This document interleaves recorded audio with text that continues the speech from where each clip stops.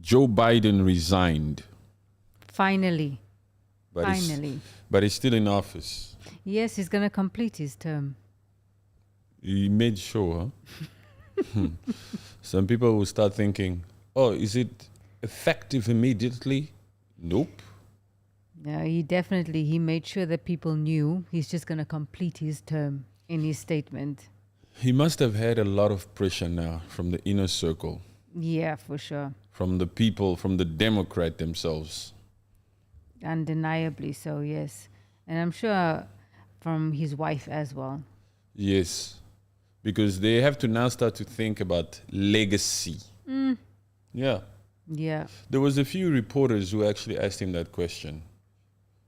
That what kind of legacy would this put, what would this put on your legacy if your own party is now even coming out here and saying and suggesting that you should resign? Yeah, that would obviously bring a lot of thought into someone's head. I mean, someone has to be quite delusional for them not to think that, guys, there's a lot of pictures and images of me not at my best. I don't know if resign is the correct term. I think stepped down. I think that's what they said. I wouldn't say actually stepped down. It is mostly I'm taking myself out of the running for the next. Yes, it's not resigning because it's not something he had already. So he stepped down. Yes, he stepped down. He's pulling out of the race. Out of the ticket. Yes. I don't want to be a part of the ticket no more. If it was up to me, I would still do it, basically. Yeah. If nobody put pressure on him, he would still be out there. Of course. He would still be saying to himself, let me stay on this freaking seat. The commander-in-chief, the Oval Office is my domain. I was born for this. I don't care whether they think, what they think. Let me just remain here. Yeah. If they didn't put pressure on him. Yeah, for sure. Because that was his comfort zone. The way he was managing the US and all the other countries as well. The pressure was obviously mounting on him. I don't think it was a comfort zone. Why? It's just because it's not easy, that job. It's the most, apparently they say it's the most difficult job in the world. Maybe it is actually a comfort zone because the president, almost of any country, is not the actual president, except African presidents. Yeah, that's a complete different class of presidency. Yes, because African presidents, when they're in that seat, when they're in power, they call the shots because their bosses are not in the country. Yes. The puppeteers are not in the country. So they can afford to boss people around. They can afford, to boss people around. Whereas these big countries, these developed nations, first world and second world countries like France or US or UK, that particular person is like, feels in charge. Except, hi guys. Oh my God, what up? Who's that? Oh my God. I'm not sure how to pronounce the name. If you can help me. Birima, just say Birima. Birima. I think it's a silent M. Birima. Hello, Birima. How are you? Matov. For them to say, oh my God, either they know us. Were you excited to catch us on live? Maybe they've seen us on TikTok. Maybe. Somewhere. Do we know each other, Birima? Because I like that the second part of the sentence, oh my God, and then praying arms. Yes. Bang, bang, bang, bang. It says a lot, huh? Yeah. But also the leaders of UK, like the Prime Minister, Yeah.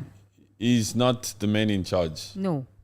He also just gets told what to do. Yes. Yeah, he's the face of the monarch. He's the face of the decisions. Yes. Actually, that's actually paints the picture. That says it all. He always stands up there and he makes decision and he says, we're not going to do this, we're not going to do that. Now, I want to think. Now, this is where it gets a little bit, we need to think here a little bit.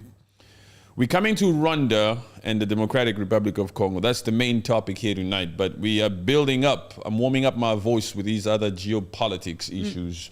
The Prime Minister of UK, if Rishi Sunak wanted to go ahead with the Rwanda deal or that particular party, knowing that King Charles is the top dog, basically. And now this other guy, this Keir Starmer, he says, no, I don't want to go along with it. So that almost says, So who is making King the Charles, decisions? that almost says that King Charles is not the one saying, do this, do that, do this, do that. The parties actually come up with those decisions. That actually makes a lot of sense. But I'm sure there's some things that the king, he does decide on, that he does see the paperwork of the deals that the prime minister wants to do. Yes, of course, that is there because he's the top dog there. He's the man in charge. But look at the two things. Parties actually play a huge role. Yeah. Because Rishi Sunak was from a different party, and this Keir Starmer is from the other party, the Labour Party. And they are saying, no, we will never do that again. Change has now come to England. So it doesn't mean that the king is switching sides. Yeah. You know, it's like he almost really stays neutral. This shows that. Yeah. Yes. Or maybe when Keir Starmer was coming into power, his basis was also, he spoke to, in his, I don't know what they call it there, maybe his manifesto, he stated that, okay, for the past how many years, that Rwanda deal, there were no deportations, so it's a waste of money, so it needs to end. Yes, so maybe he went in that way. Yes, but no, we're not questioning the deals. We're not questioning why. We're not questioning how come. We are just illustrating the fact here that it seems as if the king stays out of the affairs. Yeah. Because it's two different policies from two different parties. Yeah. Rishi Sunak and them and his party actually passed that deal into law to have the deportation of the migrants into Rwanda. Yes. And this other Labour Party with Keir Starmer, he's saying, no, we don't have time for gimmicks. So it shows really that the king himself, King Charles, is neutral and he stays out of the affairs Yeah, that's true, yes. of these supposed prime ministers. But of course, they do meet. Yes, of Because course. he has to, they hand in the resignation there in that office. Yes. And the new prime minister has to come there for him to say, okay, I anoint you. Yes. I give you the go ahead. You can. Somebody who you must hand in the resignation to, that same person who must then give you the power and appoint you as the new prime minister. I don't think they completely stay out of everything. Yeah. It's like they still come to the king, to the palace, to come and like acknowledge and report Yeah. and come and say, this is what we intend to do, Yeah. and so on and so forth. All right, what is she saying? I'm doing good. How are you? I really like to follow you. I'm trying to share your show to all of my friends. Oh, wow. Yes, please do. Thank you very much. We appreciate that. Yes. We are looking forward to meeting all of your friends. We are looking forward to knowing everybody in our community. And and so on and so forth. Where are you from? Where are you Welcome. from? Please tell us where you're from so that we know. We make notes. We do mental notes. Yes, We're yes. very smart people. We remember our audience names. Yes. We remember our audience name. So you're going to say Birima. Barima. Yes. Yeah, Birima. It's pretty easy to remember. It's pretty cool. Yes, so Rwanda Rwanda and DRC. and the Democratic Republic of Congo. By the way, Birima, I am from the Democratic Republic of Congo. And I am from South Africa. You from the Rainbow Nation. Yes. What? The Rainbow Nation is South Africa, not just Cape Town, huh? No, it's South Africa, yeah, because there's many cultures, many colors. Is it still the Rainbow Nation? Yes, it is. Because after 1994, a lot of that one color in the rainbow went somewhere else. No, they're still there. But they're still there. They're still there, It yes. hasn't faded, the color within the rainbow. Nope. Because a lot of white folks, when the moment they knew that the black people would now be running South Africa, when the ANC got power in that 1994, if it wasn't a government of national unity, as suggested and as implemented by Madiba, say Ohio State. Yeah. Was it frozen? No, it wasn't. I think it was frozen for a while, but it's okay. We're back on. Yes. Ohio State. I got family in Cali. I got family in California. Felicia in California. Yes. Yes. So, Paul Kagame, we have another 5 years of this fella in Rwanda, a neighboring country to the Democratic Republic of Congo. I wonder if these people are actually wanting to have a peace deal, a ceasefire type of thing to resolve this conflict. I'm talking about Paul Kagame and Felix Tshisekedi, Rwanda and the Democratic Republic of Congo. I really wonder if they truly wanted in their hearts to resolve this conflict. I want to say that I hope that they do, because living under that scrutiny, you know, you know that this conflict is going on, and both of you, Kagame and Tshisekedi, have the ability to stop it. And it's, you know, it takes only just a conversation. I don't think they have the ability to completely stop it. I don't think one of them has the power. I think the power lies within both. Standing together. Yes, and together with the international community. It's going to take a collective effort to end the conflict between Rwanda and the Democratic Republic of Congo, because there's a lot of players involved. There's a lot of rebel groups. Yes, although we know that M23 is one of the major rebel groups, but there's a lot of other rebel groups. And there's a lot of foreign powers and foreign entities and foreign companies and individuals that are currently profiting or benefiting from the fact that there's a conflict. Yes. Yes. So even when I say, I wonder if they truly want a peace deal between the two countries, you have to then think and say, who the hell is benefiting right now from the chaos that's existing there? Because whoever's benefiting from this freaking conflict between Rwanda and Congo will be the obstacle Yeah, for sure. to any form of peace deal between these two countries. And this only makes you want to think of foreign entities and foreign powers, or perhaps even countries or governments. Yeah. Yes, the people that are currently profiting out of this freaking conflict don't want no freaking peace deal. Yeah, for They sure. know that the African Union, the AU, has what? Designated Angola to be the mediator. Yeah. So they're going to come out here and make sure that they stand in the way.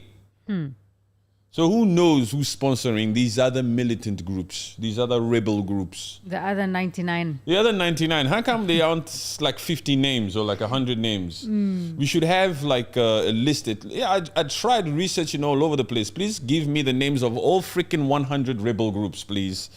It doesn't really exist. It doesn't exist. I say let's just some people are just came up with this number and it's just gone out there. And I wonder if every single one of these freaking rebel groups have like funding manifestos for why they do what they do. No way. If They're they not have a that statement. professional. You know, because most like even like like terrorist group, they Yeah. also have freaking documents. No, they do. Yes. Yes, for why they do what they do.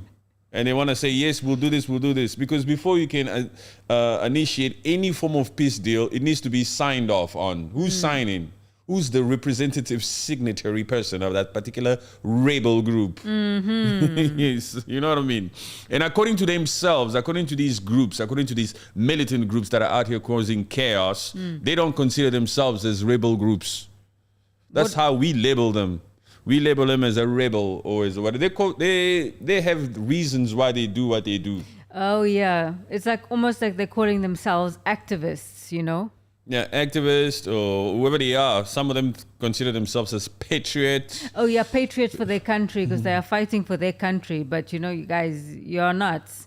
You're just harming the country and the civilians of that country. And the thing is, they have never been recognized as the people in authority. Yes. You know, the leaderships or the governing body of that particular countries, all those countries. You They know, are just being hated on. so that's why they get named out like that.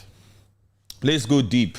Because talking about Kagame and talking about Tshisekedi, talking about these puppets, that's the first time I've used the word so far, right? 10 Yes, minutes in. I think 10 minutes, yeah. We're gonna count how many times I use it. I'm trying to give them a break. Yes. I'm trying to do this in a way where they actually get to freaking lesson. Oh, there's freaking two. You understand? So I got puppet once, I got freaking twice. Twice. Anywho, we will still be authentic and real with ourselves. This is why these people follow us. The current state, okay, we're going to talk about Angola. We're going to talk about Angola because talking about Kagame and talking about Tshisekedi is like a broken record sometimes. Yeah. Yes, We have to talk to the appointed mediator. Let's try to follow this supposed process that everybody's following. Say, okay, the conflict will be resolved. There are certain instruments that have been put in place and some people are after this, some people are doing this. So you have to be patient. Yes. They're asking us to be patient after 3 freaking decades. Impossible. They are going to hear our voices. Yeah, we've made it a mission. We've decided to be a little bit more vocal on this. Yeah, for sure. Yes, because it's very important, for 3 decades. Because we're talking about 7.3 to 8 million people displaced Oof. in Congo. In Congo. I haven't heard any numbers about Rwandese being displaced. No. Yeah. No, they are not. I've just heard Kagame saying that the Rwandans were put back into Rwanda society.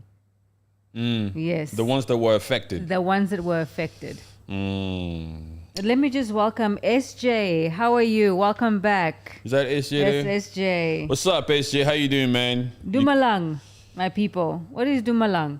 Dumalang is my people.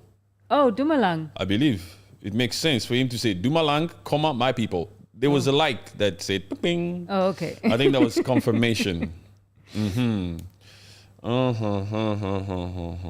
Let me go here. So, Angola is chosen as the mediator by the EU. Yeah. AU. By the AU. I should have said also EU because the EU is in charge of the AU. That is true. Yeah, they fund them. They sponsor them. The truth just comes out. Yeah, by itself, by the Spirit. The Spirit brought it out. Angola's mediation role between DR Congo and Rwanda. Angola has taken on the role of mediator between the Democratic Republic of Congo and Rwanda, an initiative backed up by the African Union to address the ongoing conflict and tensions between the two countries. For 3 decades. For 3 decades. They shouldn't miss those important details. It's for 3 decades that this thing has been happening. Yes.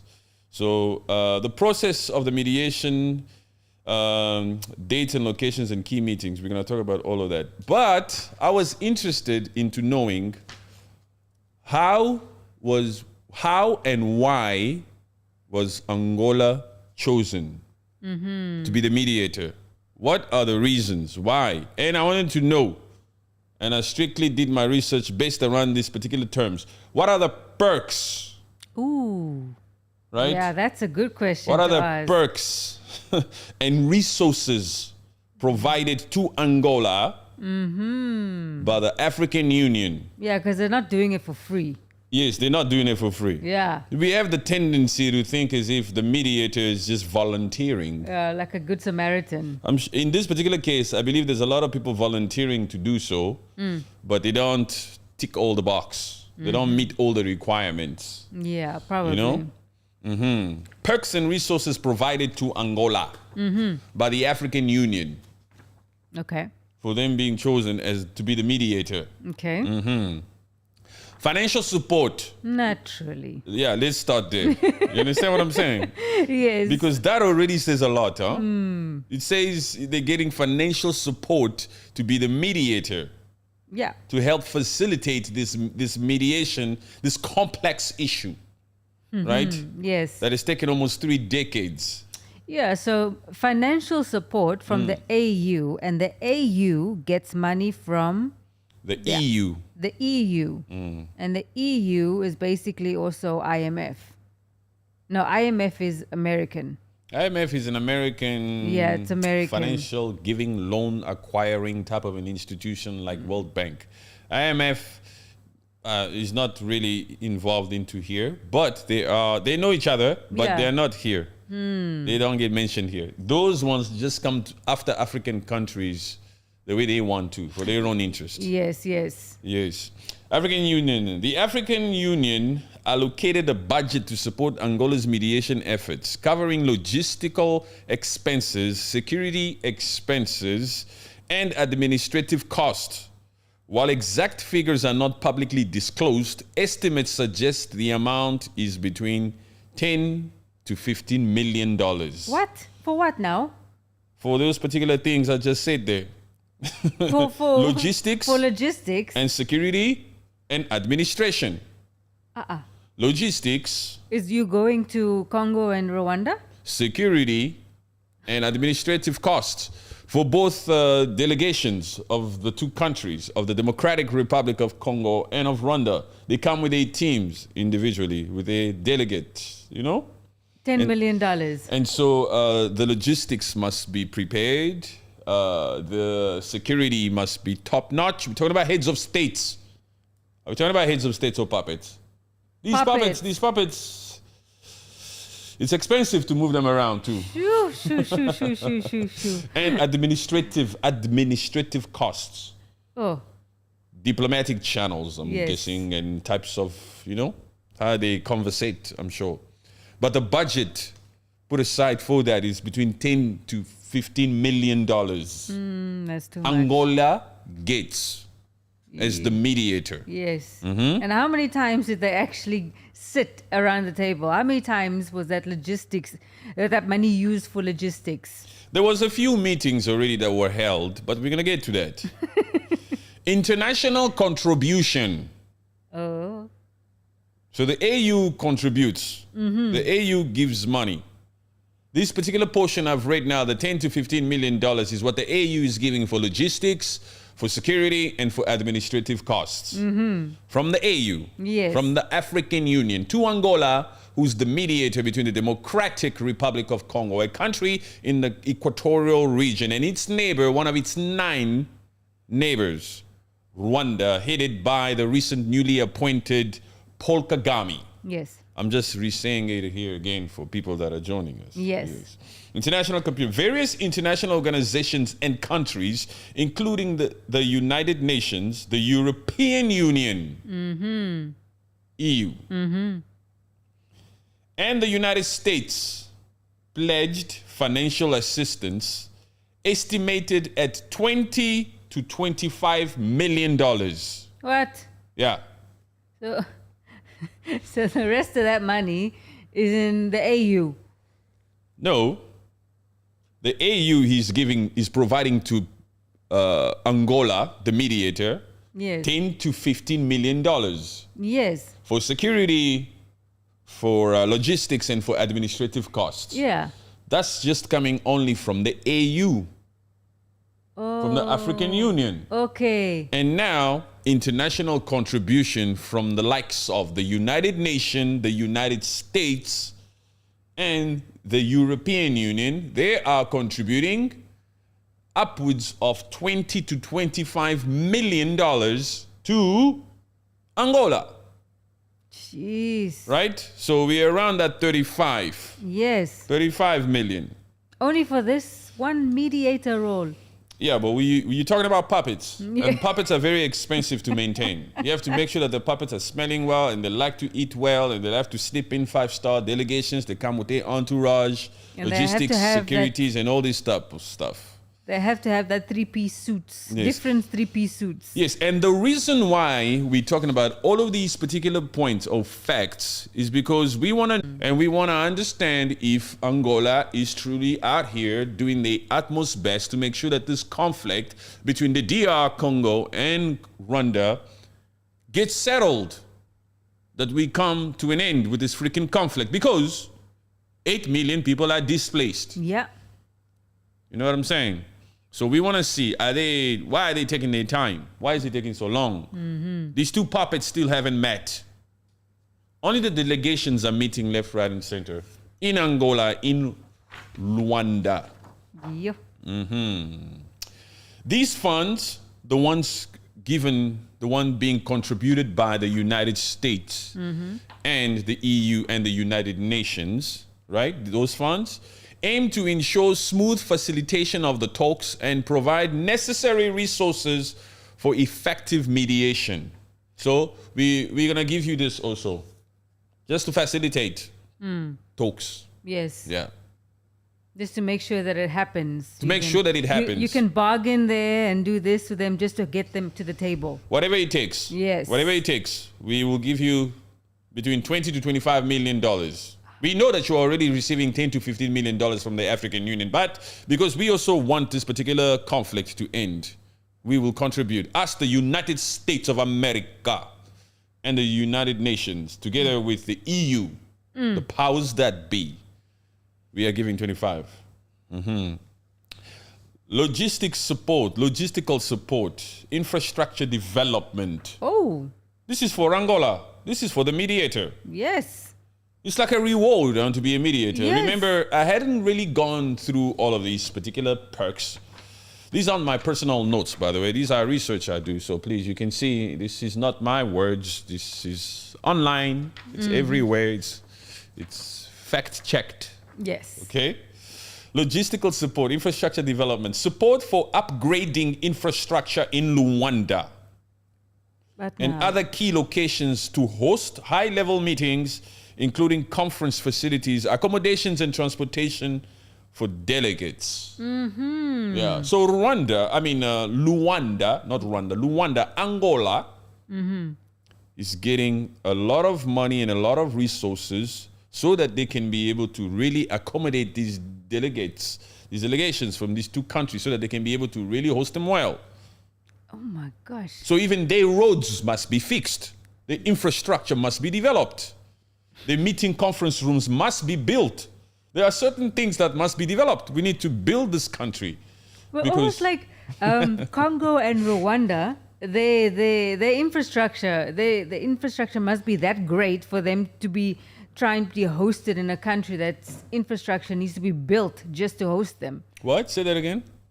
You know, like, don't they know that Congo infrastructure is really not that great? Yeah, it's not. Like, it's not great. Okay. So Tshisekedi is used to potholes. He's used to damaged buildings. So Yes. you don't need to have all of that improvements in the host country. They are used to this. They're used to it. Just do it like that. Just fix the situation, man. No. Wherever we, the United States of America, put our names, there must be certain differences. You understand? Wherever we facilitate talks, there must be traits of us, the greatest country in the world. Us, the United Nations, us, the European Union. We're not going to sing and dance to your tune. Okay? Yeah, so you must know that Angola now is receiving all these different perks.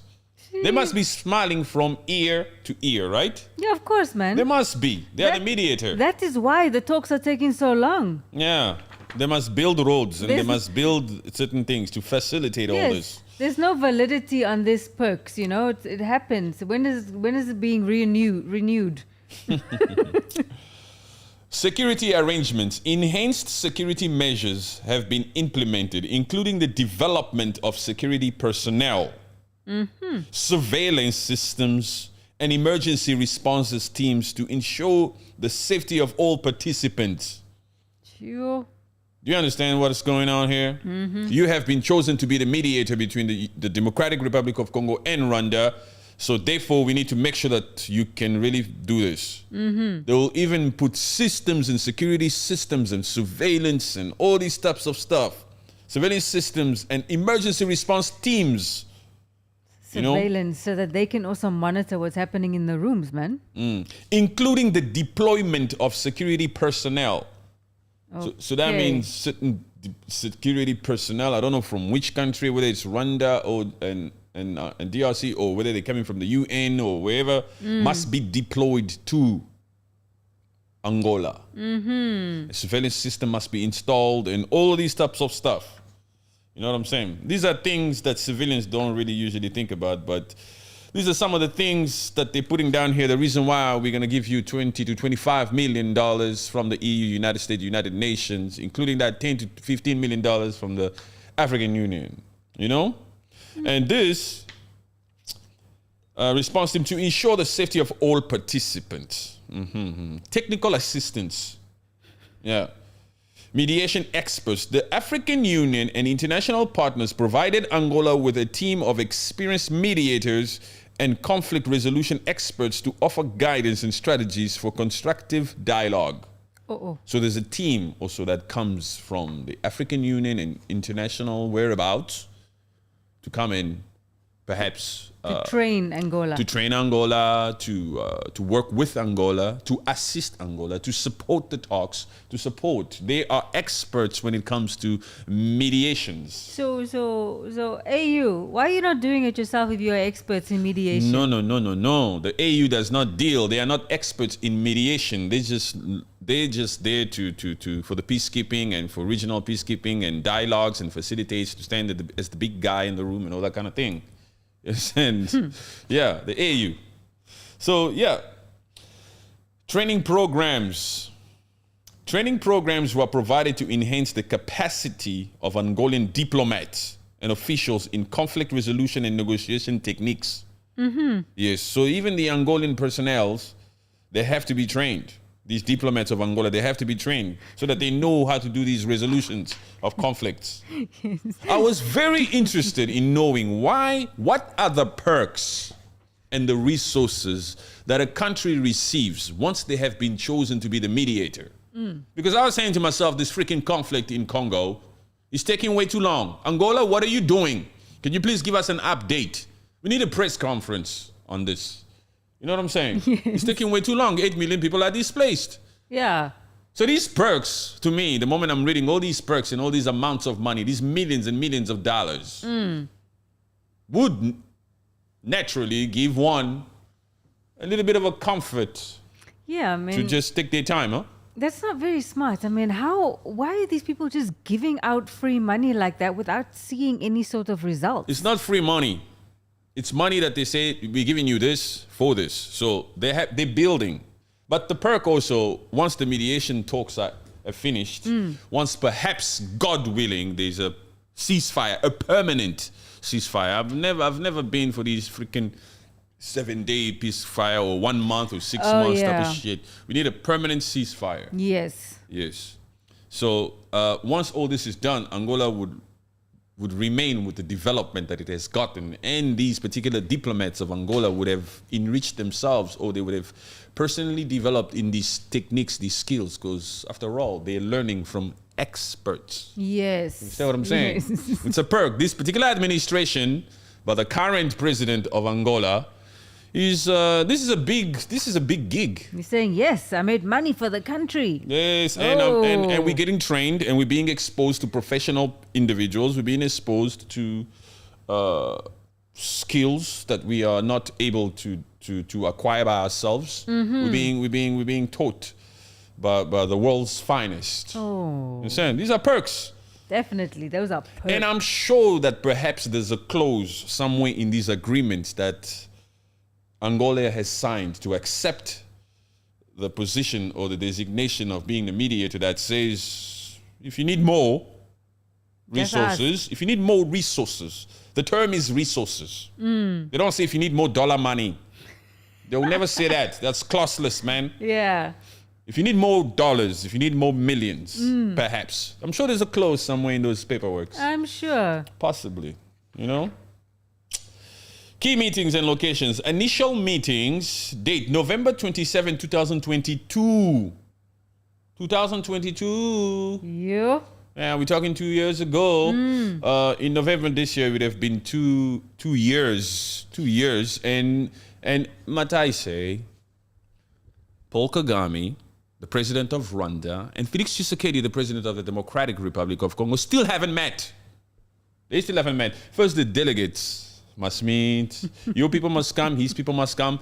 The two must wait. We're still facilitating everything. We're still getting things ready. We're going to make sure that we expose or we impress or we really showcase to their respective delegations that these particular peace talks and arrangements are for real. Are for real. They're being well organized. The world we live in, huh? In the meantime, there's an 8-year-old boy sleeping on a volcanic stone. Jeez. In North Kivu. In the meantime, also, sensitive viewers, you know that term SV? Yes. SV. Sexual Against violence. women, Sexual yes. violence. Yeah. In the meantime, those particular types of atrocities are still going on, huh? Yeah. While these delegates, while these adults are being trained, while these surveillance systems are being installed, all these infrastructures, these conference rooms are being installed, top-notch, top-class, and all that type of thing. Delegations fly in and out, business class perhaps, or even private, and all this kind of thing. Well, while these politicians, while these puppets are doing what they're supposed to do, apparently this is what they're supposed to do. Oh, my Lord. That boy, he's still sleeping on a volcanic stone. It's absolutely sickening. It's not how funny. these puppets are greedy. I'm sorry, it's not funny. Don't No. misunderstand my personality. It's valuetainment. I have to keep you guys here somehow. Yeah. But we're talking serious stuff. It's sad, huh? Yeah. It's sad that these puppets are just taking advantage of things like that. They see money and the brain cells just go out. There's no, not even brain cells. There's no empathy. There's no nothing. It just goes out the window. Do you know what sometimes I think?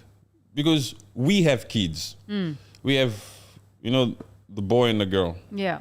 We have an 8-year-old. It's funny I mentioned 8. We have an 8-year-old actually. Yes. And we have a 3-year-old. 3-year-old, yes. Yes, a boy and a girl. When we see them enjoying the facilities of wherever we live, the facilities, Yes. the recreation facilities, everything, the pools, the gymnasiums, the parks, everything, the candies, the malls, the big cars, all these things. Yes. Sometimes I just sit there and I'm just looking at him like, our kids, Yeah. hey, these ones, wow, the contrast that exists. In the world, yeah. In the world.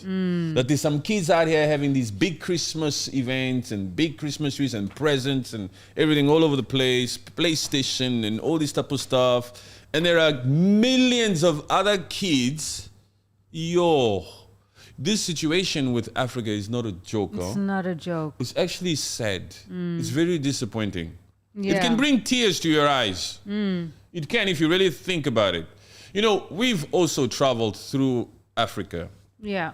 Yes, we've been to a lot of these African countries, in the local neighborhoods, in the local places. Yeah. You see those boys, when you land in the Democratic Republic of Congo, especially in Kinshasa, the desperation on these people's faces when they see you landing from abroad. You can just see it in their eyes. You can see this person sees you like, I don't know, like a god. They look at you like a god. They look at you like a Father Christmas. With one act, they're getting ready to carry your bags whatever. And you'll be tempted. You'll take out something to give them. Yeah.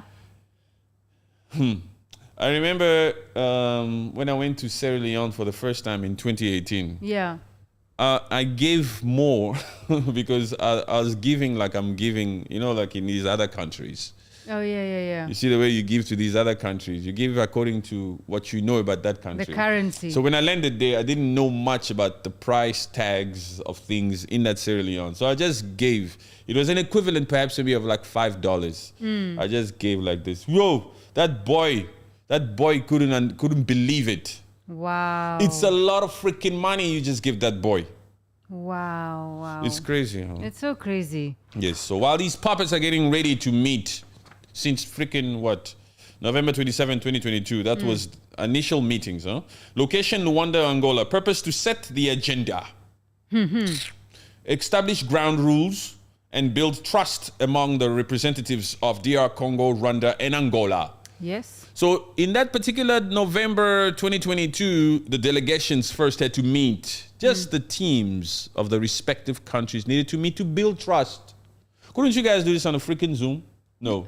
We have to meet face to face. We have to spend millions of dollars, security systems, hotels and transportation, logistics, all this type of stuff. Yes. Yes.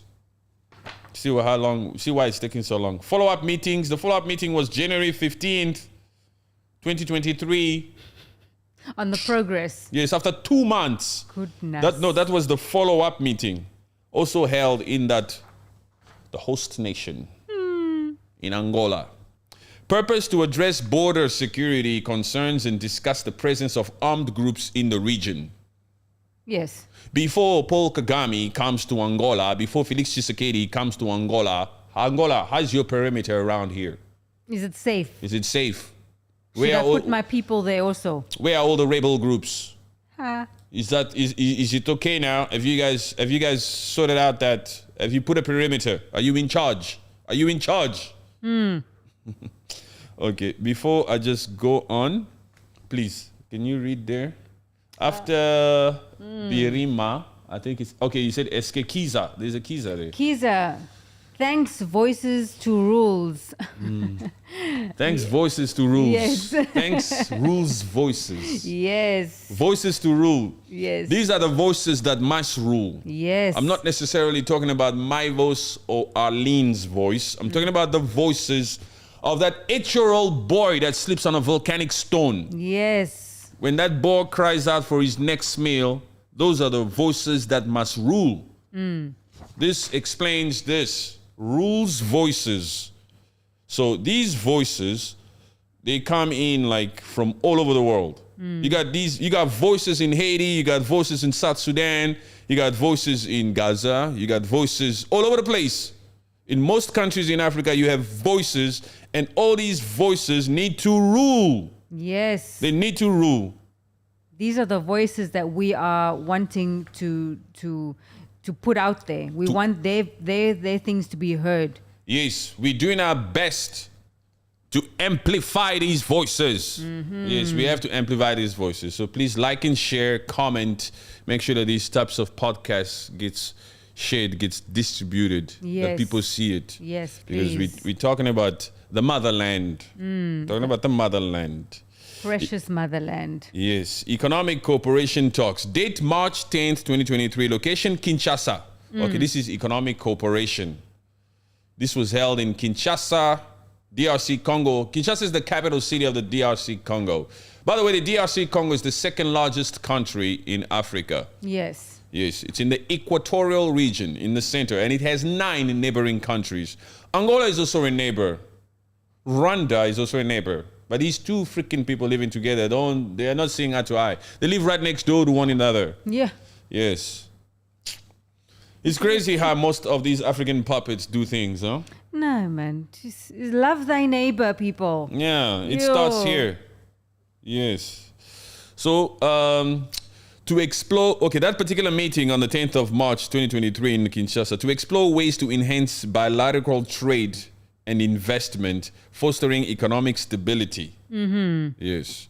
The other one, Humanitarian Issues Meeting, date May 5th. Yeah. This is meeting number 3. Yeah. May 5th, 2023 in Kigali now. Purpose to address the displacement of people, human rights violations, and the needs of affected populations. I like the fact that they held this 3rd meeting in Rwanda, this humanitarian issues meeting, to discuss, to address the displacement of people, human rights violations, Yes. and the needs of affecting populations.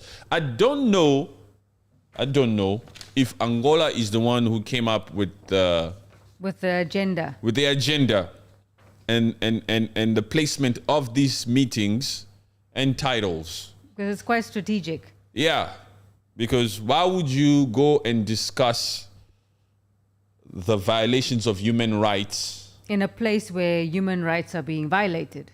No, in a place where human rights are not, in the place where the ones that are not violating, the ones that are not committing those atrocities are not the responsible. You understand? Yeah, I get you. It almost gives me a sense to say, okay, it's a good thing that they're holding this humanitarian issues meeting crisis in Kigali in Rwanda, because Rwanda, you are the one that's sponsoring M23. So we need to have talks about human rights violations and displacement of those 8 million people in Congo. Let's have this meeting here in Rwanda. Yeah. Let's see it. Yeah. You understand, huh?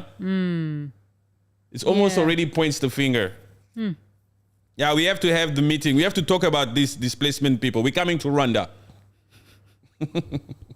It's almost like a strategic finger pointing. You are the reason why. You are the reason why there's many people displaced there. So we're coming here just to tell you in your own place. Yes. Because if it's Congo who's the guilty one, we go there. Why are they having that meeting in Rwanda? You understand what I'm saying? Yeah, huh? I get you. Makes sense, huh? You people tell us what you think. What do you think? Why do you think the Humanitarian Issues meeting that was held on May 5th in 2023, why was it held in Kigali, Rwanda, to address the displacement of people, human rights violations, and the needs of affected populations? Why was it held in Rwanda? Because there's thoughts to everything. Yeah, for sure. Let's have it there. And obviously they consulted with the AU. The AU probably helped with arrangements of all these meetings, these initial talks, together with the United Nations and the United States of America. Yeah, the infrastructure was already okay in Kigali. You think so? Yes, I think so. The way No, but the infrastructure was also okay when it came to economic cooperation talks. Oh, yeah. They also held the previous meeting, the one on the 10th of March in Kinshasa. Oh. Yes. So I don't understand why they need to build Angola like this then. If they could have talks in, Yes. No, you cannot have mediation talks in the parties involved. You can't have it in there. It needs to be a neutral place. It needs to be a neutral ground. Yes, Neutral ground. You understand? Because you come to Kinshasa, then come. I'll campaign here and I'll tell all my freaking citizens the moment they are here, you guys just go and burn that airport. They're not going nowhere. We're going to deal with them here. No. And vice versa. The other ones could also do the same. So it's important to have the strategic mediation talks at a neutral place. But even these ones that are happening in these talks, these initial talks, it's only between delegations. Yes. It's not the puppets yet.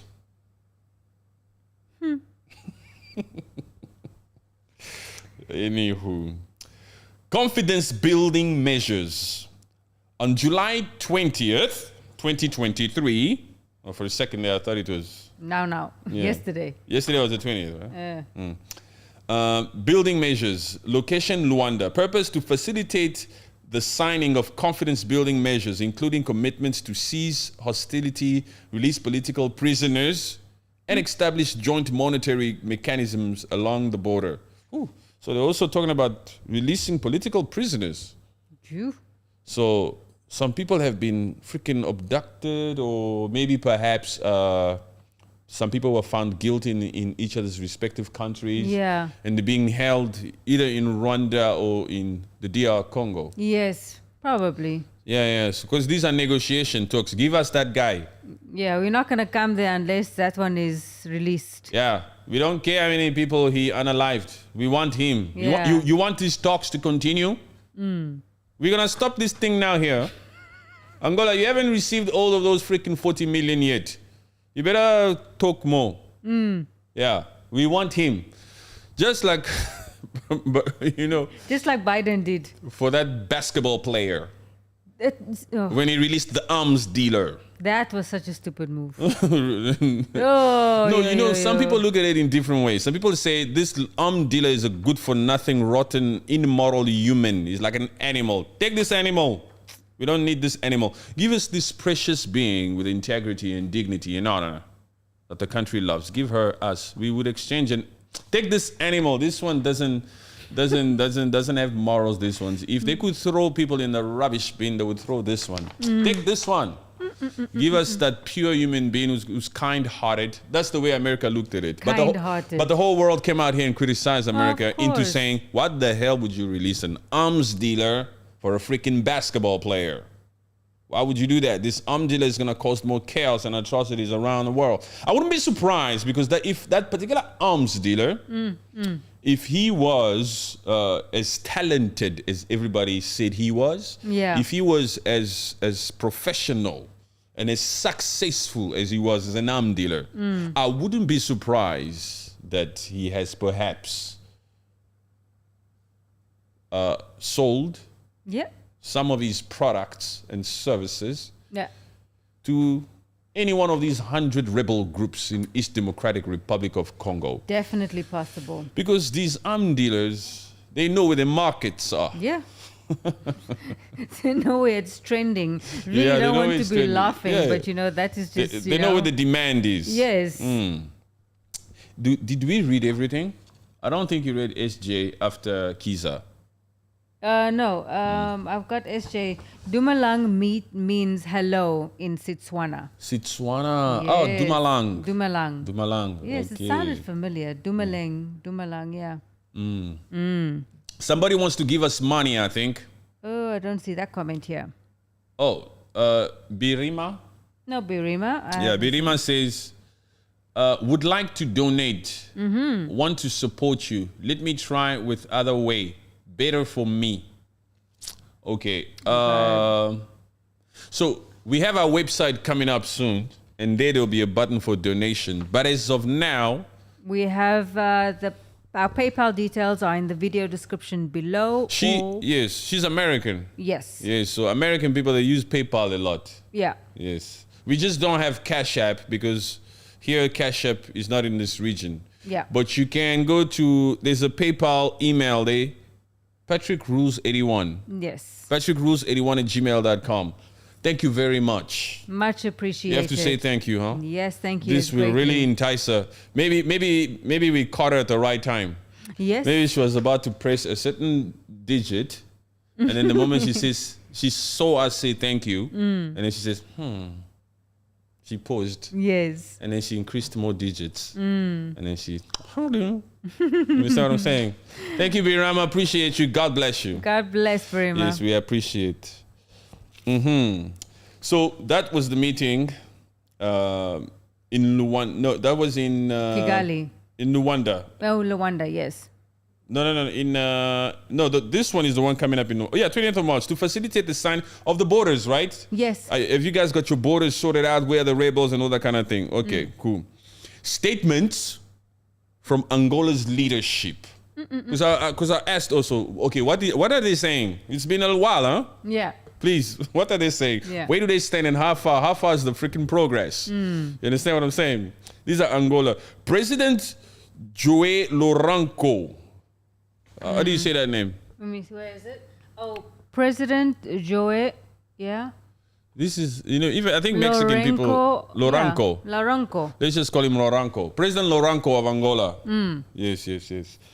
Has been vocal about the importance of the mediation process and Angola's commitment to regional stability. Key statements include, on the initial meetings, we are honored to be entrusted with this vital role.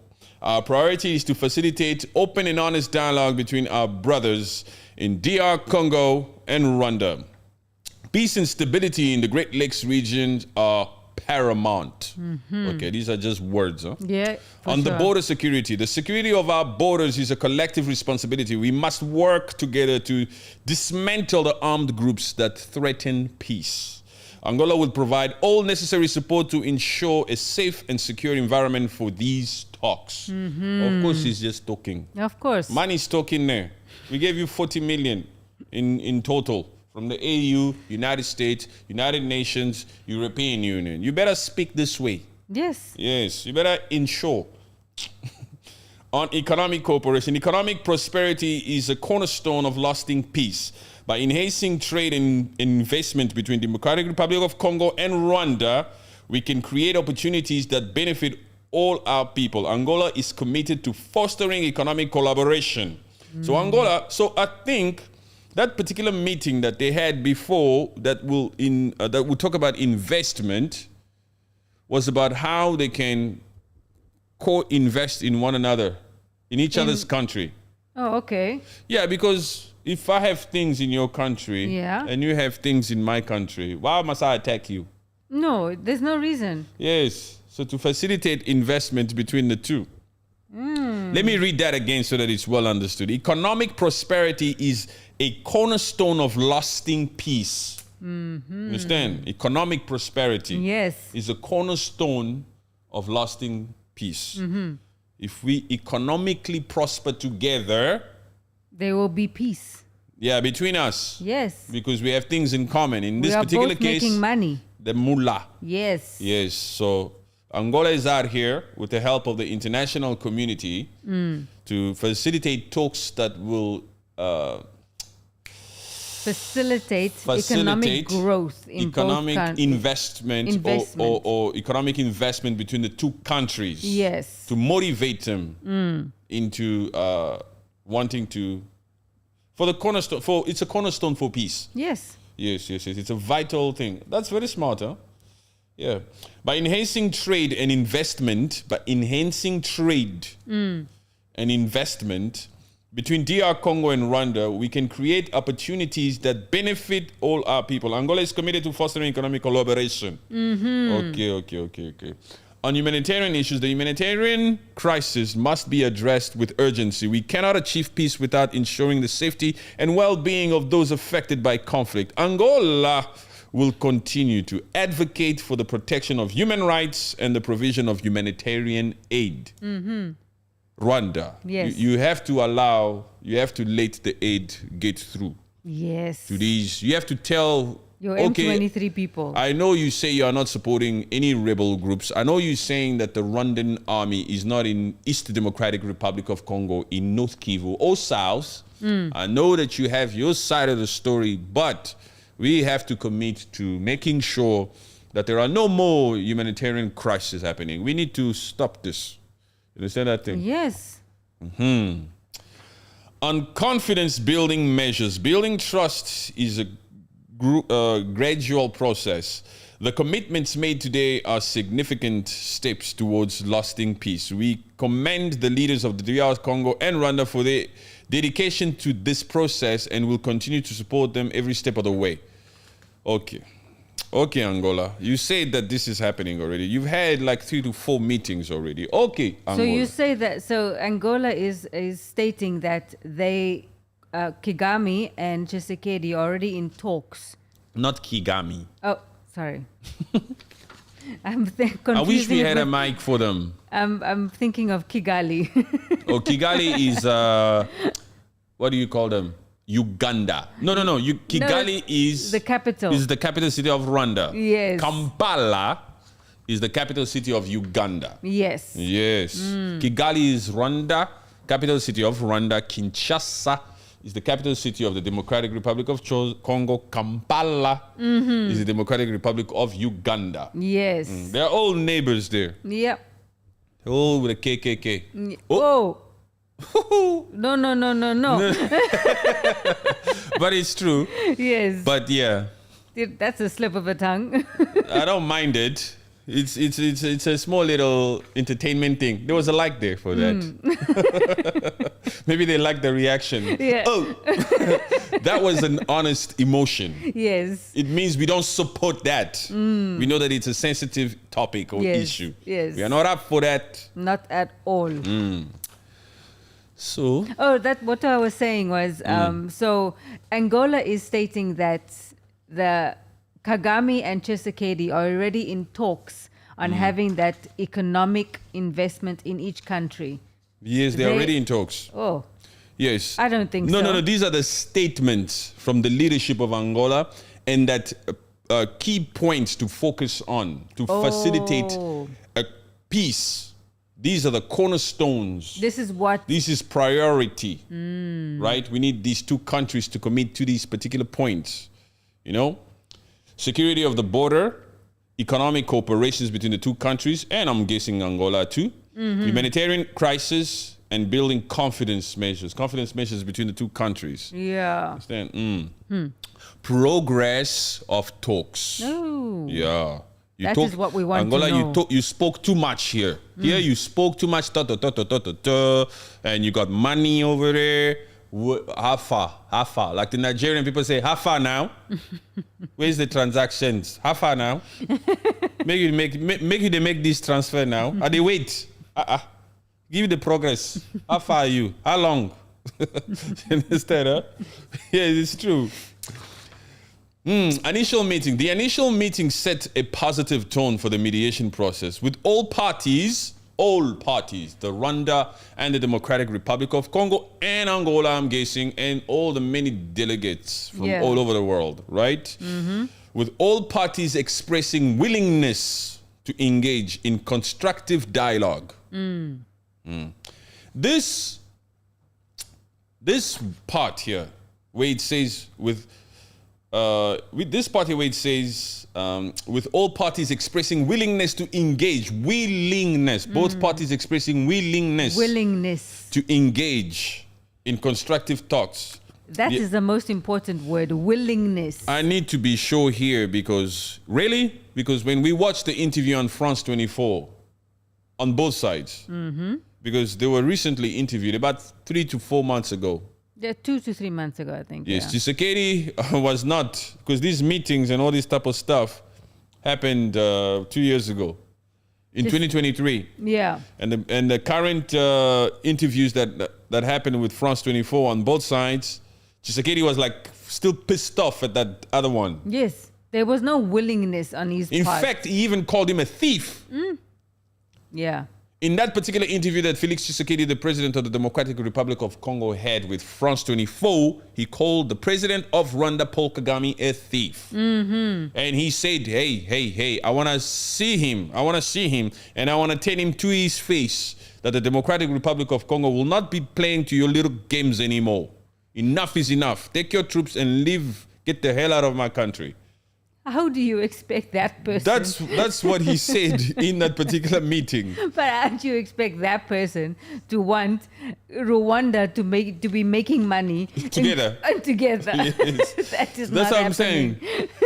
Angola is coming out here to tell us that they're doing all this and economic prosperity or economic collaboration between the two is a cornerstone, is a vital point to ensure peace between the two countries. But that particular interview with France 24 and Felix Tshisekedi had a different tone to it. Doesn't show those willingness at all. No. Respective parties showing willingness. What you talking, man? The guy sat there, Felix Tshisekedi in this case, and said, I want to look Paul Kagame in the face.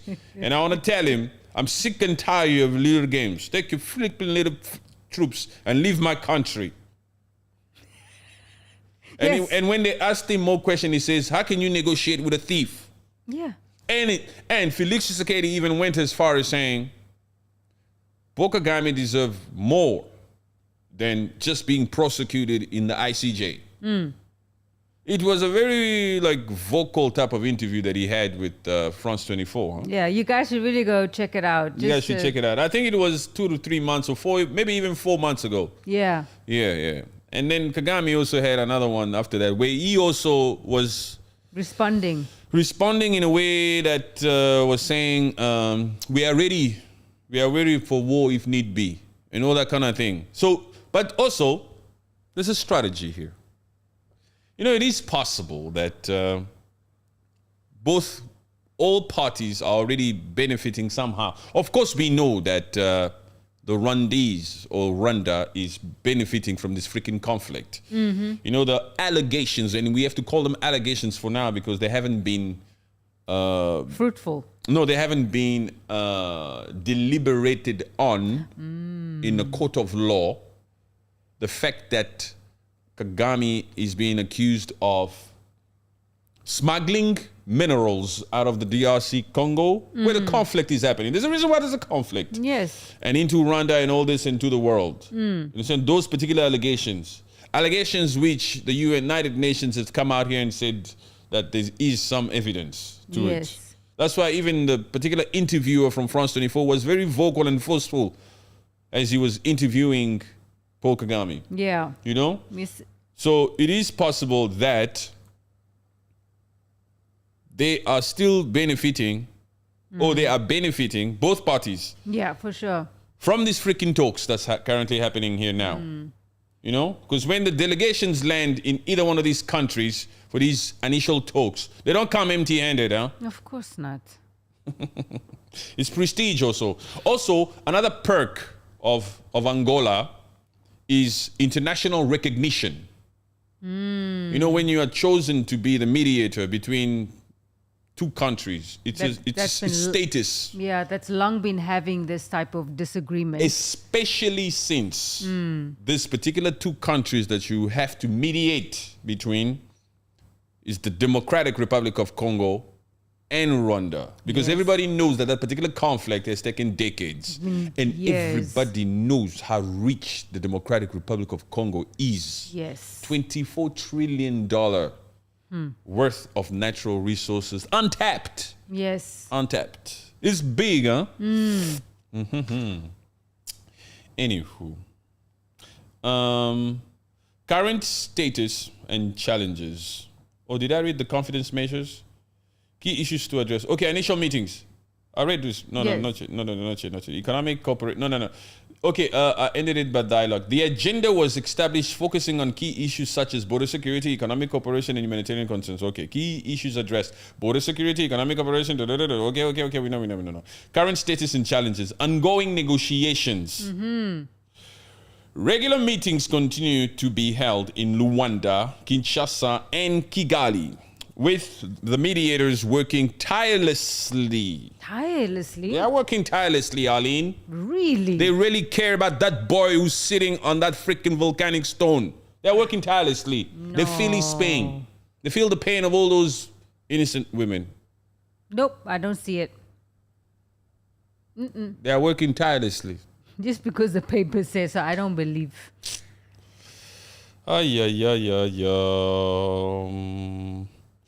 Anywho, where am I? Yeah. Working tirelessly to address remaining issues. The talks have made considerable progress, but challenges persist. Considerable progress. Please come out here and do a press conference and tell us what progress you've made. Please. Okay. Security concerns. Despite the progress, security concerns remain, particularly in eastern regions of the Democratic Republic of Congo. Armed groups continue to operate, posing a threat to the peace process. Efforts are being made to strengthen security measures and address the root causes of violence. The root causes. Because to mediate between the two, both parties will come out here and try to explain first, like, why the hell did this thing happen and why is it still happening? Yeah. So the root causes. This is a very difficult one, huh? Yeah. This is where the egos come out. This is where the blame game also happens. The finger pointing. Yes. Economic disparities. Economic disparities and competition for resources continue. Competition, huh? For cobalt, for tin, Yes. for Tantalum, tungsten, for gold, coltan, for cobalt. cobalt. Yes, for so many yes. minerals. Yes. We have to tell our viewers, especially about those 4 minerals that is of extreme importance to the world. Yes, the 4 minerals. The 3 T's. So it's Tin, Tin, right? Yes. And tantalum. and tungsten. Yes, And tungsten. Those particular 3. Yes. And I think tungsten is the one that enables a mobile device to vibrate. Yes. Yeah, your phone is vibrating now.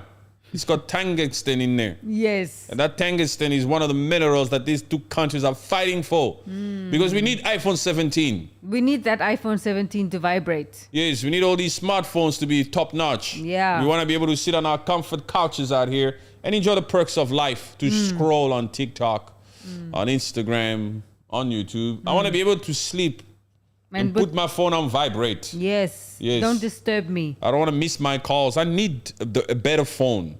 I'm willing to pay $1,500 for this. Yes. And this particular freaking big tech company, they need these particular 3 T's. Tin, tantalum, tungsten, and gold. Yes. Gold, they can get gold. These particular major tech companies, they get gold however they get gold. They get gold all over the place. Yes. But especially those 3 T's are found. Congo Democratic Republic of Congo is so rich in those 3 T's. They can go and get their gold from Sierra Leone, from Zimbabwe, from anywhere else, from Sudan, from all over the place. But those 3 T's, especially that cobalt, that coltan. Only from DRC. And yeah, we got like 60 to 70% of the world's deposit of cobalt.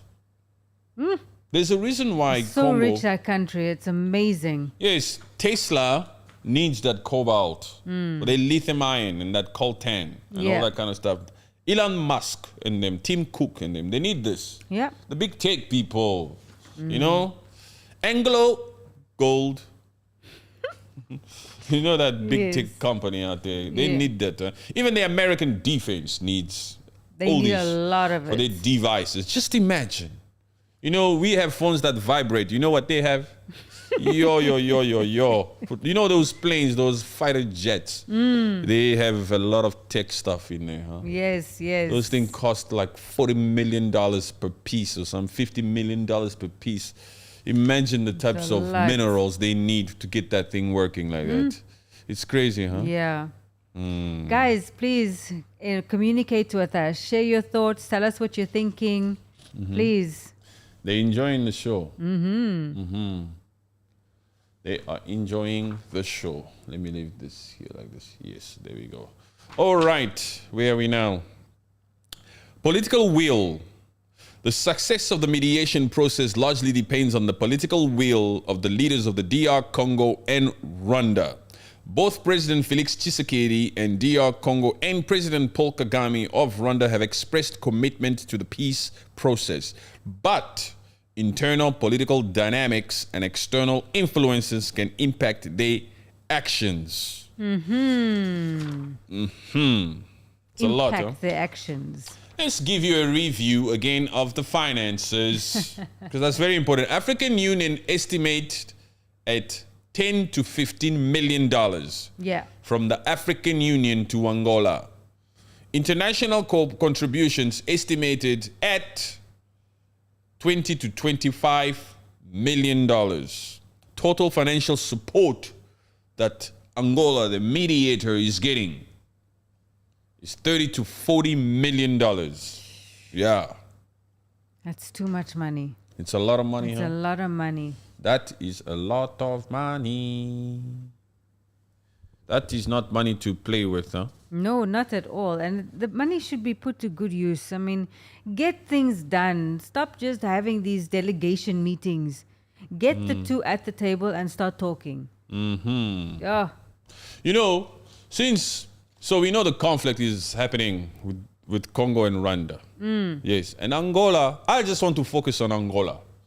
Because according to international figures and according to international people or institutions like the United Nations or the AU, they are busy with this. They are busy with this.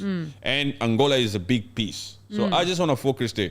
Focusing on Rwanda and focusing on Congo, it's just a game that never ends. Yeah. It's just talks that never ends. It's just pointing, trying to figure out. We need peace. These kids need a roof over their head. Amen. You know, so I just wanted to focus on Rwanda. So I took it upon myself also to try to find out what is the current state of Angola. You understand, huh? Yes. Because Angola is getting all these perks, $40 million so far. What is the current state of this particular country? What do they actually need that for? Yes. Okay, before I go to the current state of Angola, let me just read a paragraph just to give you guys a little bit. Okay, landscape. Current state of Angolan governance under President Lourenço. Political landscape. Angola, a country rich in natural resources, especially oil and diamonds, has experienced significant political and economic transformations over the past few years. The country is currently under the leadership of President João Lourenço, who took office in September 2017. Right? 2017. He succeeded José Eduardo dos Santos. You remember the Dos Santos family? Yep. I remember them. They were in power for almost 3 freaking decades in that Angola.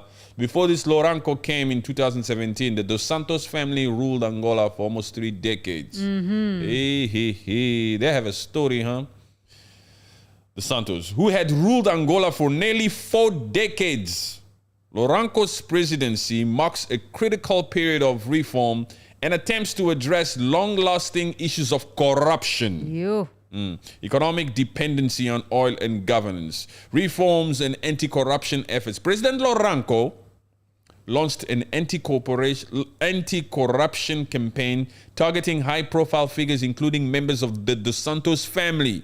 These efforts are aimed at reducing corruption and improving governance. So this particular president now in Angola has launched an anti-corruption campaign, and he has targeted high-profile families and figures dating back to those 4 decades when Of Dos Santos. So he's coming in here telling the whole world, hey, I'm a good guy. I want to clean up the government. I'm not a puppet, huh? I'm not a thief. Well, they all start off like that. I'm not a thief. I will never steal the money. You can trust, yeah, man. No. I will be the mediator. I can handle this. You understand what I'm saying? Yeah, I don't believe that. So these are some of the reasons why he was also chosen, appointed. Because he ran an anti-corruption campaign. Because he's a man of action. Yes. He's out here and he's got a track record to show that he's against corruption. So we can trust this one with money. That anti-corruption campaign, that money that was funded for that campaign probably went into his pocket. Into this Angolan guy? Yes. You think so? I think so. And that's why the talks are taking so long? Yes, man. That people say a lot of things. Especially people in that African puppet situation. Notable actions, including the dismissal and investigation of Isabel dos Santos, the former president's daughter, from her position at the state oil company Sonangol, and the arrest of other officials linked to corruption scandals. Understand? So he's been busy, huh? Yeah. Apparently. The government has invested in improving public services, political, whatever. Okay, here he's just talking too much. I want to know, how are the citizens feeling in that Angola? Because you can just talk. Yeah. I wanted to find out, how are the citizens? What's the mood? Are they happy? Are they happy? Because you took over from the Santos, who ruled that country for 4 freaking decades. Yeah. Yes. The public response to President Lourenço's governance has been mixed. While there is appreciation for his anti-corruption efforts and attempts to diversify the economy, there are also significant challenges and areas of discontent among the population. Positive feedback is anti-corruption measures. Many citizens and international observers, have welcomed Lourenço's crackdown on corruption, viewing it as a necessary step to improve governance and accountability. So it's mixed. Yeah, mixed emotions. Efforts to diversify the economy and reduce dependency on oil have been positively received, with hopes for more sustainable economic growth and job creation. Areas of discontent. Yes, we need to go into... We need to know the discontent. We need to know more about Angola. Because we've been focused too much on Rwanda and Paul Kagame and Tshisekedi and DR Congo. And Ruto. Meanwhile, this Angola apparently already has money to make sure that this... We need to hold him accountable. When you say, Angola, what's going on? You've been paid. You've been paid to fix this mess. Why are we going at Paul Kagame and why are we going at Felix Tshisekedi when Angola is the mediator out here and has been paid? The African Union has given it $10 to $15 million to facilitate all this. Logistics, securities, administrative costs, all the shebang. Yeah. The United States, the United Nations, the EU, they've given upwards of $20 to $30 million, totaling a financial support of almost $40 million. Angola, what is taking so long? We need a press conference here. These kids are still displaced. This is a legitimate question to ask. We've been going at Paul Kagame. We've been going at Felix Tshisekedi. Angola, we need to hear more from you. I know you speak Portuguese, but please, there's translators out here. You need to do something. Yes, because we're waiting for this freaking conflict to end. Yes. Yes, and in Angola, you've been designated. You welcome the move. You welcome the money. The money, the recognition. Yes. The status. The and all this. infrastructure improvements. Yes, we need to know more. You need to speed things up. How's the negotiations going, Angola? Give us an update. Give us an update and work hard more, please. We need to know. It's true. You're too quiet for a mediator. The mediator is supposed to be the loudest one. Right now, these two fighting people, they are the loudest. We want to hear some breaking news from Angola. Yes. Yes, we want Angola to come out here and say, guys, this is how far we are. This is how far we are. And I guarantee you, and I want to see you also, President Lourenco, go to Kinshasa, go to Rwanda, or something like that. We want to see these things. Yes. Because this freaking conflict in East Congo is taking too long, and you've been paid. I don't know if you've been paid everything, but there's some money coming your way to improve all these things. This 2022 September or November 7th, since the first meetings, we need to know. Yes. Yes. Yes. We read. We read in our stuff here. Yeah. Apparently, you've been paid. It says so here. It's true, right? Yes, because just going at Rwanda, going at the Rwandese, going at Congo, Free Congo, the freaking hashtag is not helping. You know for how long we've been putting that Free Congo hashtag? You know for how long we've been saying hashtag Free Congo, hashtag Free Congo, hashtag Free Kivu, hashtag Free Goma. The freaking hashtag, they keep ignoring this freaking hashtag. And some of these social media places, they know how to suppress certain freaking things. Yes. The public is tired. Angola, diplomatically, we are reading paperwork here. You've been designated. Please come out and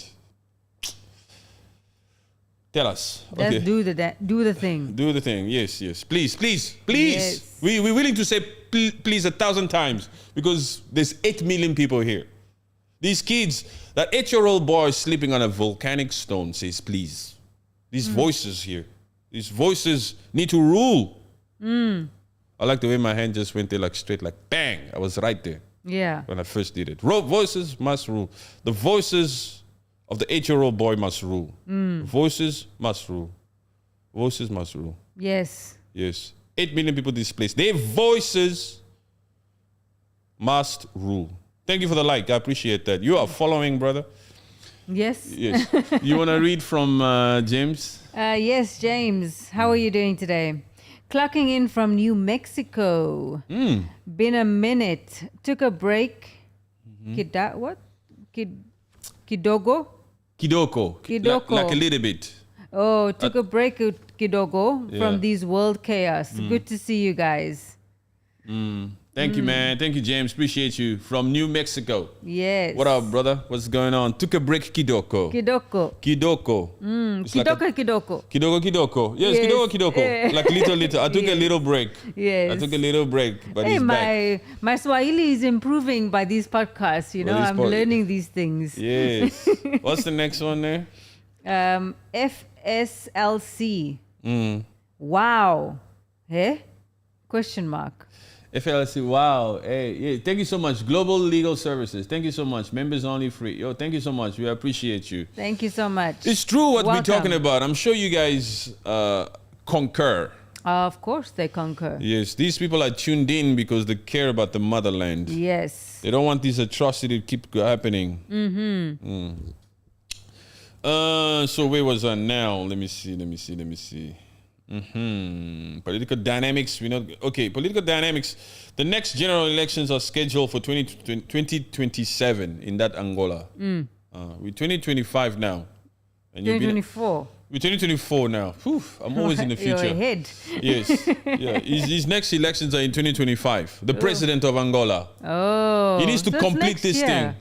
Yeah? It's next year. 2027. Sorry. I said 2025? Yes. I meant 2027. Okay. The next elections are scheduled for 2027. The political landscape is expected to intensify as opposition parties seek challenges or whatever. But he needs to complete this mission, this mandate, this particular conflict that his administration has been paid for. Yes. You know? Oh, man. Okay. On anti-corruption. Okay, let me read these conclusions so that we can just put this particular one aside. These conclusions, because I don't want to go through everything else. Okay. President Lourenco has been marked by significant efforts to reform Angola's political... Oh, no. This is just for within local news. Local news. Local news of Angola. But this is also very interesting What is because that? this one, I wanted to know, according to you, African Union, this African Union, sometimes it pisses me off. Huh? Actually, most of the time it pisses me off because it doesn't do what it's supposed to do. It just sits there. You understand what I'm saying? Yes. It just doesn't really, it doesn't ever make orders. They just have the power. All you hear from the African Union is, Niger, we will remove your membership. Or we'll remove this person's membership. Yeah. Why are you committing a coup? We'll remove your membership. And that's it. Okay, but what? Do you talk about security? Okay, you're appointing a mediator. Oh, yeah. Gosh, man. Why? Okay. How and why Angola was chosen as the mediator? Why did you choose Angola? I want to know why you chose Angola. Yeah. To be the mediator. You know that Angola has a deep root of corruption. Why did you choose Angola? Yes. Because they got the new president. They're saying anti-corruption campaign. Loranco. Yes. Angola's selection as the mediator between the Democratic Republic of Congo and Rwanda was a strategic decision influenced by several factors. Several factors were considered. Several factors helped or facilitated, initiated the selection of this Portuguese-speaking language or country, Angola, to be the mediator between the DR Congo and Rwanda. Number one. Number one. You read number one. Tell me. I've been reading, man. Somebody say I've been reading. I've been reading for a past hour over here. Yes. Ladies first. Okay. Number one, geopolitical position. Angola's geographical location in Central Africa and its proximity to both DR Congo and Rwanda made it a suitable choice. That's it. That's one? No, yeah. Angola shares borders with DR Congo, and its regional influence positions it well to understand and address the complexities of the conflict. So because they share the border to DR Congo, that is why. But they don't share a border with Rwanda. But they are close. They are close. Yes. Yes. They didn't want to give it to that little Burundi there. Now, what is Burundi going to do anyway? It's too small. They need all those perks that Angola is getting. Oh, that is also true. But they are not that powerful. Yeah, they're not that powerful, huh? Yeah, they don't sorry. have, because that the Santos family has major ties also. Yeah, that came out a lot. When I said Burundi is not powerful, it came out very fast. I didn't mean it to say that. They're very small. Yeah, they are very small. And tiny. Yes. And those Burundian people, some of them, they speak French. Yes. Yeah. I always feel sorry for Burundi, especially when it comes to these summits that happen all over the place. Yeah, they don't get invited. No, they do. They go, but they're not really recognized. Yeah, like some other countries. Yeah. It's one of the smallest countries in Africa. Yeah. They take advantage of them in these freaking summits, like the Korea summit. It's like they just use them for numbers. Do they even get invited to a place like a G7? No, I don't think so. No. How's the infrastructure in Burundi? I know the infrastructure in that Kampala is not necessarily cool. No. In that Uganda. Uganda is another neighbor of Congo. You know that Congo has 9 neighbors. Yes. Angola is the biggest one, I believe. So regional. Yes. Regional advantage, because they share a border with the DR Congo, and they have some sort of, the Angolan people are actually, they have a little bit of class, huh? They be rocking. Yeah, they do. In Cape Town, when I was in Cape Town, I met a lot of Angolans. Even some of the kids of the Santos family, I met them in Cape Town. Yeah. Yes, they have class. Angolan people, before they went through that crisis of economic crisis and the scarcity of the US dollar, they used to move around. Yeah, I remember, yes. They're very rich. Even the youth, you see, most of their parents all have money, especially the Angolans that live in that Cape Town. They be rocking Louis, Gucci, Fendi, Burberry, all the expensive stuff. And they got some toys. Yes. They dress well. They're very different to, they got that Portuguese. Yes. Because they were colonized by the Portugal. Yes. So they've got that Portuguese thing. There's some swag. They don't wear their pants the way the Congolese people wear their pants. Some of these Congolese people wear their pants like this, up to here. All up. Up to here. Yes. Up to here. They put the belt here. Yes. Angolan people, they keep swag. They got some swag. They lower it. they lower it. They got that slight little, they got a little bit of that UK vibe towards them. They're clean. Angolan people are clean. Yeah, it's a very totally different vibe. It's one of the countries where when you see them, and you get both types. You get like a lot of mixed race people, huh? Because of Portugal. Yeah. And some of them still have, you see those Portuguese, when they colonized that place, they left signs there. They left traits. They left some traits. They left DNA. To continue. Yeah. So Continue this color scheme. Yeah, this color. There's a lot of Angolan. There's a lot of this color in Angola. Huh? Yes. Yeah. Number 2, diplomatic relations. Angola has maintained strong diplomatic ties with both DR Congo and Rwanda. Its neutrality and balanced diplomatic stance have earned it the trust of both parties, which is crucial for effective mediation. Okay. I hope it's true. I believe it's true. That they have strong ties with both. With both, yes. Yeah. I believe it's true. Because Angola has already gone to both countries. Yes. As of these talks. As of these agreements. Yes, since 2022. Since 2022, November 7th, when the first meeting was held. Yes. Yes, in Kinshasa, I believe. So, yeah, they have a great relations with both leaders, with both countries. So that's why. So that factor is also considered by African Union and the United Nations and the United States and the European Union. Before we give you the money, do you fit? I wonder if people apply to be mediators because they know the perks. I think they definitely did. I think other countries applied, huh? Maybe they had like a sign out type of a thing. On the way out, we are looking for a mediator for DRC Congo and Rwanda. Please put your name in the sign-in sheet if you're interested. If you're interested. There's a lot of perks. We're talking millions of dollars. Yeah. South Africa did not go there. Oh, no. Because they are part of SADC. You know, they're actually sending troops. Yeah, they are helping DR Congo. They're helping DR Congo. So some countries are definitely not on the ticket. You do not qualify. You've picked a side. Yeah. I respect those countries too. Because every country has its own intelligence capability of finding out what are the real root causes of this freaking conflict. Yeah. We refuse to act as a freaking mediator because we know the truth. We know who started this whole freaking thing first. We know who's still out here committing certain atrocities, hidden atrocities. We know who's out here really being the freaking bad person. Yes. I don't want to be a mediator in this because I know already how I feel about one of these freaking parties. I'm not going to his country, and I definitely don't want him in my country. Please, I'm not going to be a mediator in this. I will send my troops over there to fight on behalf of DR Congo. Yes. They've taken a stance. Number 3, leadership and experience. President Lourenço of Angola has demonstrated strong leadership and a commitment to regional stability. His previous involvement in regional peace initiatives and Angola's history of mediating conflicts in the region played a significant role in its selection. So they have previously done it with other countries. Okay. That's very good to know. So, what did James say? Let me read James. Okay. Let me read James.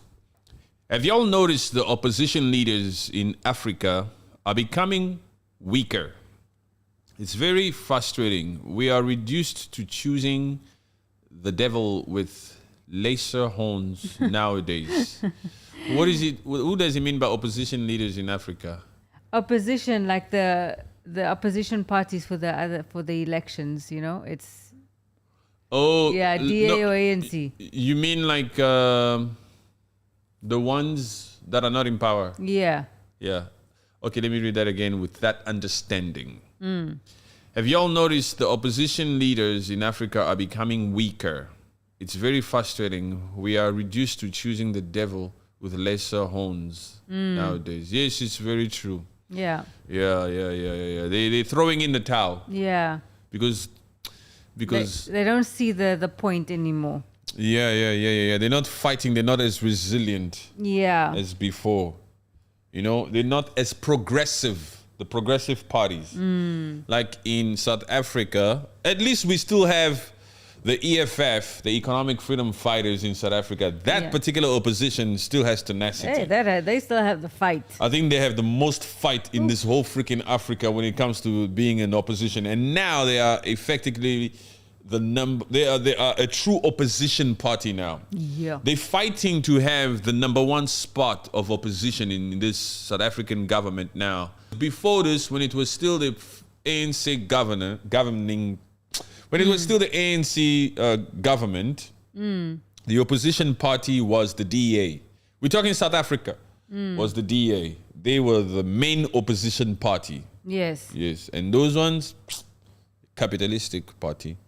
But a progressive party like the EFF are now with Jacob Zuma in them. So they're gonna want to be more of an opposition. They've always been a great opposition party. Yeah, but now they're coming up with a bit more oomph. Of course. Yeah. They want to take on that entire freaking GNU. Yes. Because that GNU consists of how many parties? 11. 11. 9 to 11 parties within that South Africa.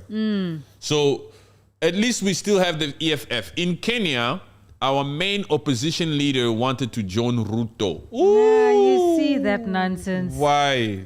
Why are you giving in like that and going? James, so you obviously, you've heard about the cabinet recycling of the cabinet. Recycle, yes. The cabinet of Kenya was recycled. He dissolved his cabinet and then he put like 7. I think it was him we were talking about. He put 7 out of 11 that he dissolved back in there. Yes. Yes. Ruto must go. Ruto doesn't want to go. Like we said in the previous podcast, Ruto is out here saying, listen, I was elected through a democratic process. Yes. Not a freaking hashtag. Not a hashtag and not by these protests. I will not be removed by an hashtag. Who the hell do you think I am? I am William Ruto. I've been to the White House. But now he's also saying, he's like, guys, I've given you enough. I've cooperated. Yes. One of these days, President William Ruto is gonna show some anger. And he has already. On the press conference. Yes. He's gonna come out here and start saying, hey, listen, I've given you everything you want, Gen Zs. Come down now. Yeah. Yeah. Get out of the streets. He's not gonna be so scared no more. He already tried with that ban on certain roads. Yes. For the protesters. But speaking of Kenya, apparently there's another protest on Tuesday again. I heard. The Gen Zs are not laying off, huh? Because they're unhappy. They're not happy with the new cabinet. Yeah, because he played them. Yes. He thinks he can fool the Gen Zs. And the Gen Zs are not having it. The Gen Z says, listen, man, we're coming out on Tuesday again. And this time, we're not going to take it easy. Because you think you're going to manipulate us into accepting you again. You think you're going to manipulate us into accepting that you are going to continue on with this. We just want you gone. We want you gone. Ruto must go. Yeah. Yeah. We don't care about Meg Whitman, the U.S. ambassador to you, your official advisor. Your decisions are influenced by her. Yes. And she's a Muzungu from from the freaking White House. Yes. Yes, you will not manipulate us like this. You must go. Anyway, there's more, right? Yeah. Yes. Number 4, support from regional and international bodies. The African Union and other international bodies recognized Angola's potential to mediate effectively. Angola's active participation in the Southern African Development Community and the International Conference of the Great Lakes region further solidified its position as a credible mediator. Okay. Southern region. Yeah, it's another group. Okay. Commitment to peace. Angola's consistent advocacy for peace and stability in the Great Lakes region and its willingness to invest resources and effort into the mediation process were pivotal. The countries demonstrated a genuine commitment in facilitating dialogue and finding sustainable solutions. And all of this was also done through the Santos. Because they're talking as if that like Angola is always showing these signs. Yeah. These are the traits of Angola. Yeah, because Lourenco's only been there since 2017. Yeah, just now. Yeah. So they're trying to take a page out of the book of they supposed corrupted past leader of 4 decades, De Santos. Yeah. But anyway, they'll speak like this to try to convince us that they've made the right decision. You know, these institutions are also in charge of Google. Oh, of course, man. These powers that be. They know what they want the world to know about their country. They can even tell people, they can even tell us or research or the system, the tech, the AI. Just also. make something up there and put it there about remove Angola. this, remove this, remove that. Yeah. Be in charge of this freaking search engine. Yes. Yes. So Yes. from now on, we're going to choose Angola. Angola, you'll be the mediator. Anyway, that's nice. So this is the aim now, my people. We will continue to still keep an eye on Paul Kagame and Rwanda and the Democratic Republic of Congo. We will never let go until this freaking conflict is done. Yes, we will not be easy on these freaking puppets because they're out here doing things for their own benefit. They couldn't care less. They've been doing this for 3 decades or whatever, how long. That Felix Tshisekedi, this is his second term. We're going to see how he's going to play it because he was very vocal before the elections. Yes. You understand? Yes. And before this re-election that he got on the 23rd of December 2023. Yeah, You understand? speaking on that, FFS member, he was asking this question. Do you think African elections are free and fair for real? Like Kagame getting 99% of the votes? Just asking. When did he ask that? Just before James. About 8 minutes ago. Yeah. No, I don't know what time, but just before James he asked that. Yes. No, we Yeah. don't think that Kagame's elections were fair. They don't follow a democratic election over there. This is our opinion. We've been reading from the book, but we also have our opinion and our view. That particular Paul Kagame, he barred 2 potential candidates that would have done well Yeah. in these particular elections. They had the following. They had the support. Yes. Yes. One of their names is Victoria. And the other is Diane. And the other is Diane. Women, he barred them from running. Yeah. And he chose to go with these same puppets to run again. He chose his opponents. And the opponent was very weak. Yeah, they were both weak. Like James was saying, they are very weak. Yes. Yeah. And the fact that he wins by 99.15%, that's unreal. What the hell is that? Nobody can get that. Yes. Why he wants to be in the Guinness Book of Records for that? And it's always been a trend for this guy to win by such ridiculous numbers. Very suspect. Even the fact that in 2015, Paul Kagame changed the constitution to allow him to run for another 2 extra terms says it all. Says it that this puppet is out here to want to stay in that position for life. Yeah. He wants to join the big club. You know what the big club is? Let's get in a little bit. Cameroon, Paul Biya, 42 years in power. At 91 years old. Djibouti, I forgot his name. I'm glad I forgot his name.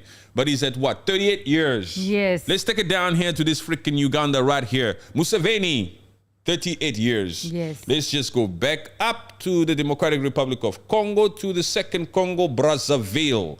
Denis Sassou Nguesso, 27 years. And before that, I think he got like 9 or another 12 years before that also. So these puppets are out here. Let's take it to Equatorial Guinea. Not the vice president, not the party guy, not the guy who's on Instagram, flying private jets and all that stuff. Not Yes. him. His father is currently serving 42 years. And his son is the vice president right now. Soon to be the president of the country himself. These people are out here wanting to stay in these positions for life. This particular Paul Kagame and his 99.5%, he will do anything to stay in power. Exactly. Of course. Even though he claims, just before the elections, he was claiming, I'm tired. Oh, please. I don't want to be, I don't want to continue running this country. William Ruto does what? He lies and flies. Yes. This other one also lies. They all lie. They all lie, man. Yes, man. They are benefiting. You know. To be a politician, you have to have that ability. Thank you for the like. I noticed the like. You know, we want this conflict in East Democratic Republic of Congo to end. And when it does end, it'll be a great day. A lot of people will have their lives back. Yes, like amen. those 8 million people that are displaced will finally start to live the life that they deserve in their own respective countries, Congolese, Tutsis, or wherever you're from, wherever you are. You will finally feel like a human again. You won't have to sleep on volcanic stones as an 8-year-old boy. But it also says that people like Paul Kagame, for example, will stop benefiting. Yes. Yeah. Yes, Stop benefiting. Yes. Because Listen to this comment. I bet you by now he's a trillionaire and his people are still suffering. Luke Forbes just said that when you said that. Yes, he'll stop benefiting. Yes, he's a trillionaire right now. That's why he's walking around there. Yes. Calm. You must just think, why has this conflict taken so long? If it has taken so long, that means certain individuals there, especially that particular puppet, who's been there for 24 years, more than Tshisekedi, has been eating. Yeah, of course. Because you can't tell me that for 24 years, he's not been getting anything. He's been eating. You understand? Otherwise, he would rush to, if that war right now, or if that conflict is hindering Paul Kagame from really benefiting and doing things for his own country, he would have done everything in his power to make sure that it ends. Yes. The fact that he's been there for freaking 24 years and that war has been there for 3 decades, that means the system is working for him. He has it going exactly how he wants it to go. This freaking pit stock here from Angola, mediator, money being spent for nothing, he will delay these freaking talks as much as he can.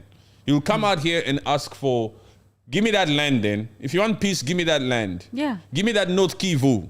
I want that North Kivu. You want peace fire? Give me that North Kivu. Yeah. Because what the hell is he going to do? There's a reason why they are present in there. He wants it. They are benefiting. This freaking ceasefire is taking money out of Paul Kagame's pockets. You want a ceasefire? You see, we the public. Like, he has already fixed the generational wealth for the Kagame generation. Yes. We the public are not fools no more. Especially these people here also. We don't just read this and just take this as the truth that it is. We read between the lines. Yes. Yes, we read between the lines and we try to understand. If there must be a reason why this war has been going on for 3 decades. Certain people are benefiting at the expense of almost 8 to freaking 10, 15 million people. If you want to go all the way back to 1996.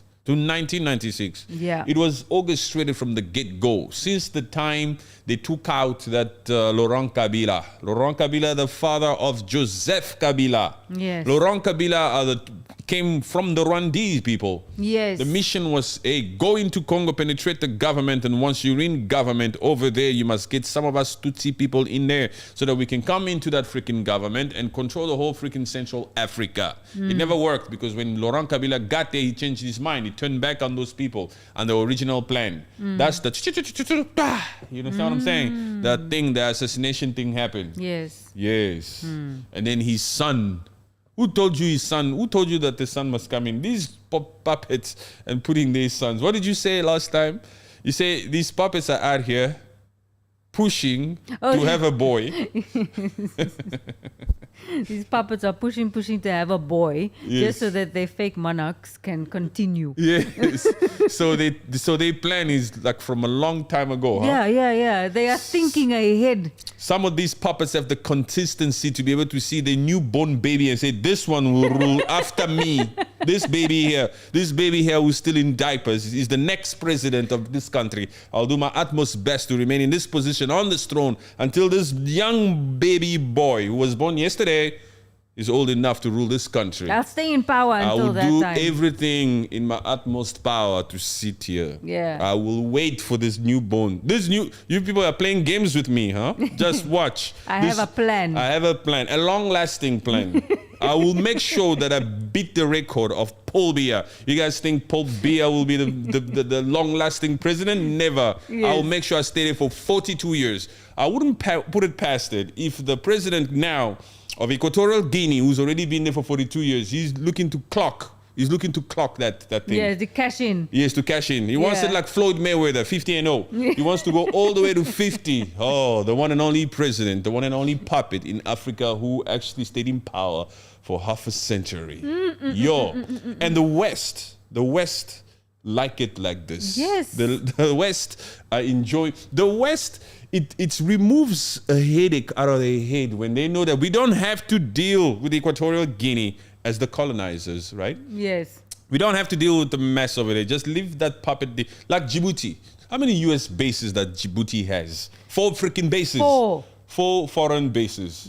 That tiny little Djibouti. That is not Djibouti anymore. Djibouti has got a U.S. base, a Chinese land. base, I think a France base, and a... Isn't it UK? No. France, Japan. Yes. US and China. China. All 4 bases in that small little Djibouti. They've given up. They've put their hands up. They've said, it's your country. Yeah, that's international space. Just give us security. Just give us security. That's why they built that railway there. You know, they built a railway there from Djibouti, I think, to Ethiopia to facilitate trade and all that stuff. Yes. Yes. But these puppets are out here to stay in these seats for life. They're not thinking of removing. That Paul Kagame will come out here and have press conferences and lie to us. Like the interview you saw where he said, I'm tired. Which puppet has ever said they're tired to be a president? No puppets are out here quick to resign or to give up that seat. No way. Puppets are here to stay there for life. Remember Paul Kagame? Him. You remember Robert Mugabe? Him also. That one also. That one used to sleep. That one. He used to have press conferences with his eyes closed. His eyes are closed like this.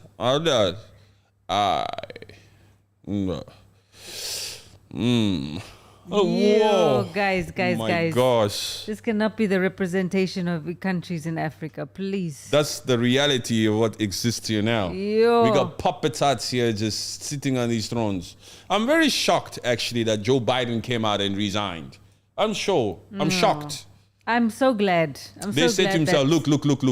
We cannot follow the trends of these African puppets. Please, you're starting to sound like one of these African puppets who want to cling on to power for life. Look, you are not fit, Mr. President. We urge you, we implore you. Please, with all due respect, your legacy will still stand. Mr. Joe Biden, please, you've done well. We will forever be grateful for the work you've done. You've done this all your life. You've dedicated your life. We respect you. Your legacy will go down in history as the greatest president the U.S. has ever seen. But please, sir, you have to consider. It's good for your legacy. Just you release the statement. We, the Democrats, will not come out here and vote against you. No. It will tarnish. It will show that we have some form of division between us as the Democratic Party. We don't need this. We still have a chance. Because if you run against Donald Trump, he will win. He has everything working for him. He's beating you in the polls. Especially since 2 weeks ago. But do you know who they put in place? Have they already chosen someone? Yes. Really? Yes. A guy? No. That girl? Yes. Kamala? Yes. You joking? He endorsed her. Of course he's going to endorse her. Yes. She will not win. She's the running mate. She's now. She will not win. I didn't read it officially, but I knew that it could be her because she's the biggest ticket now because she's like vice president. Hey, I'm here. Yeah, but Kamala Harris... Kamala Harris, president of the United States of America. She thinks she's going to beat Trump. She's definitely not getting the black vote. I don't think so. She's not. Please, guys, we have some guys in the U.S. here and everybody. What's the vibe like over there? Please, what do you think? Do you think Kamala would win the presidency against Trump? No way. Please. Yeah. That one, nobody's even thinking of her. That would be an embarrassment, huh? You see, if she was to win, then I'll really be pissed off. I'd be pissed off, actually. I wouldn't be sad. She cannot be the first woman president of USA.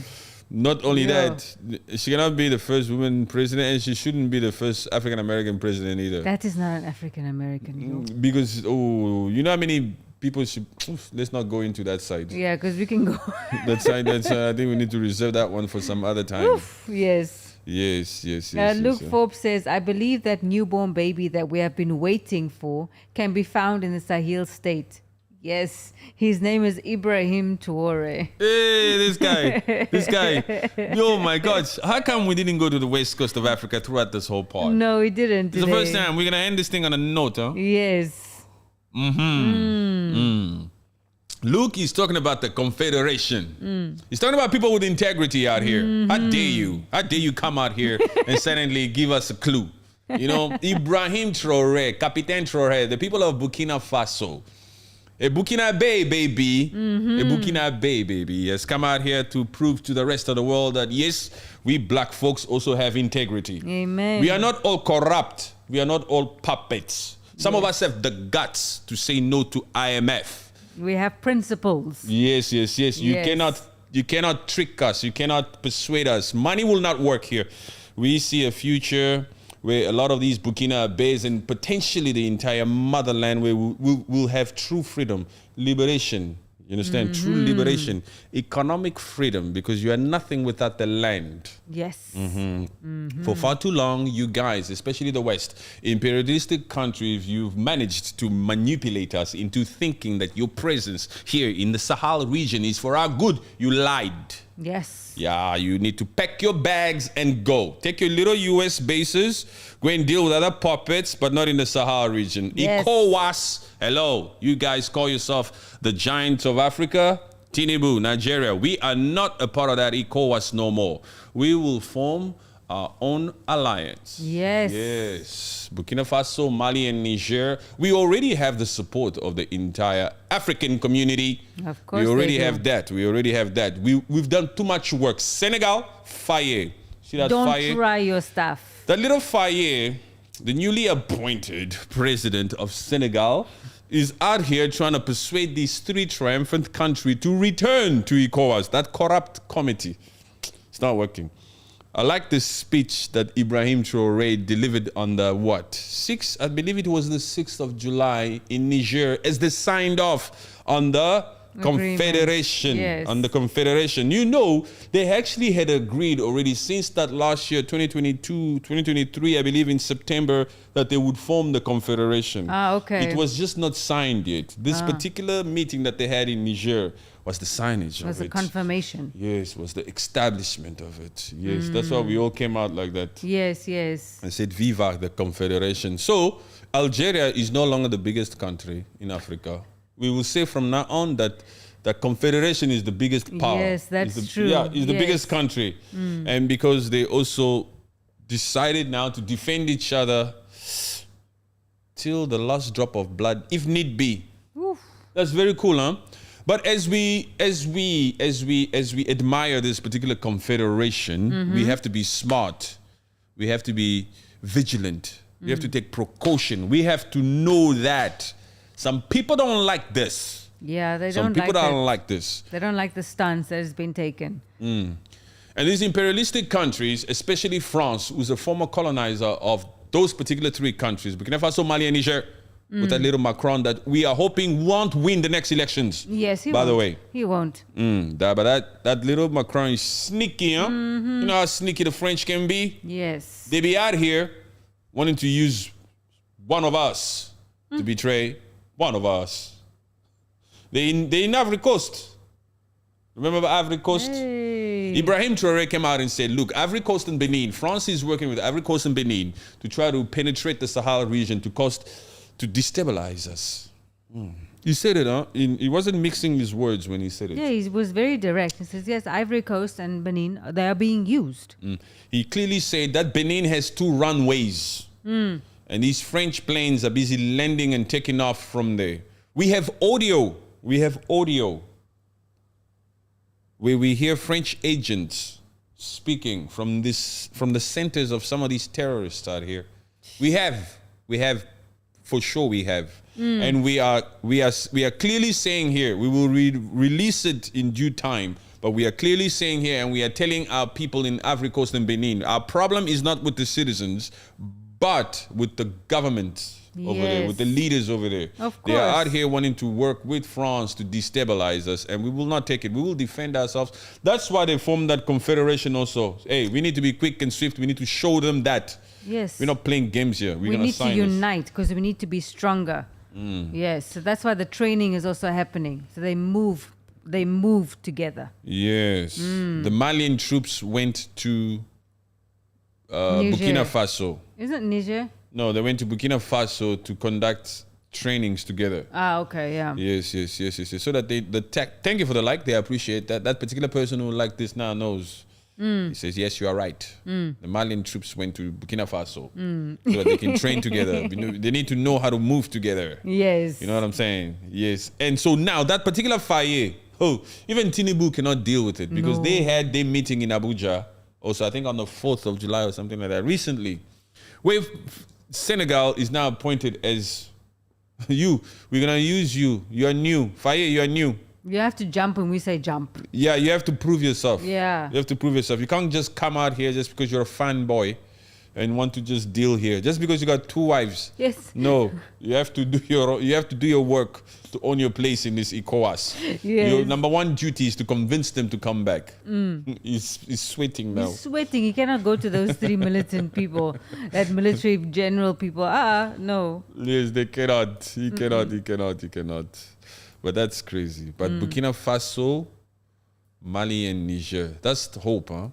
That's what we've been waiting for such a long time. And we only hope that other African countries have the guts to join the Confederation. Amen. But some of these puppets, some of these African countries, they are slaves to that aid that they get. Yes. And the fact that France came out here and got some of these African countries, these Francophone countries, to sign those colonial pacts that guarantees that they can't do shit economically by themselves. You have to rely on us.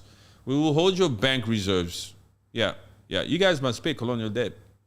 Upwards of $500 million a year. Yeah.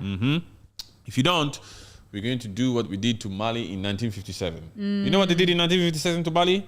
You know what they did to Mali in 1957. What France did to Mali and that Guinea. They put concrete in their sewage pipes. Yes. Because they were not listening. They were not listening. Mali, you are not listening. It's like they grab the people by Yes. like you talk to a child. Listen. These imperialistic countries, they don't play games when it comes to these African countries. Huh? Yes. They do this. Hey, what are you doing? What is this here for? How many times must we tell you this? Stop it. I say stop it. That's how they speak to them. Yes. That grin that President Ruto had at the White House says it all. You see, when you act nice, you get a state visit. You get to stand here next to me, huh? You get to stay at the Blair guest house. Have you ever been in that house? That's a historical monument building right there. I wonder how many selfies were taken in that place. With the wife, huh? Yeah, that first lady. Yes. They took selfies in there. When the Secret Service or whoever the security people are, security detail, they're outside. Take me a photo here. Yeah. Yes. Take a photo here. This is for me and the girls' club. You know, when I go for tea with my little girlfriends, I'll show them, this is what I took at the Blair's house. Yeah. Yes. They take. Baba Ruto took some. Because it can't just be... You think he's going to want to just have pictures of him in that freaking US only with suits? No. He once said with a vest. Put a vest here. Yeah. Give. Sitting by the pool. I'm eating.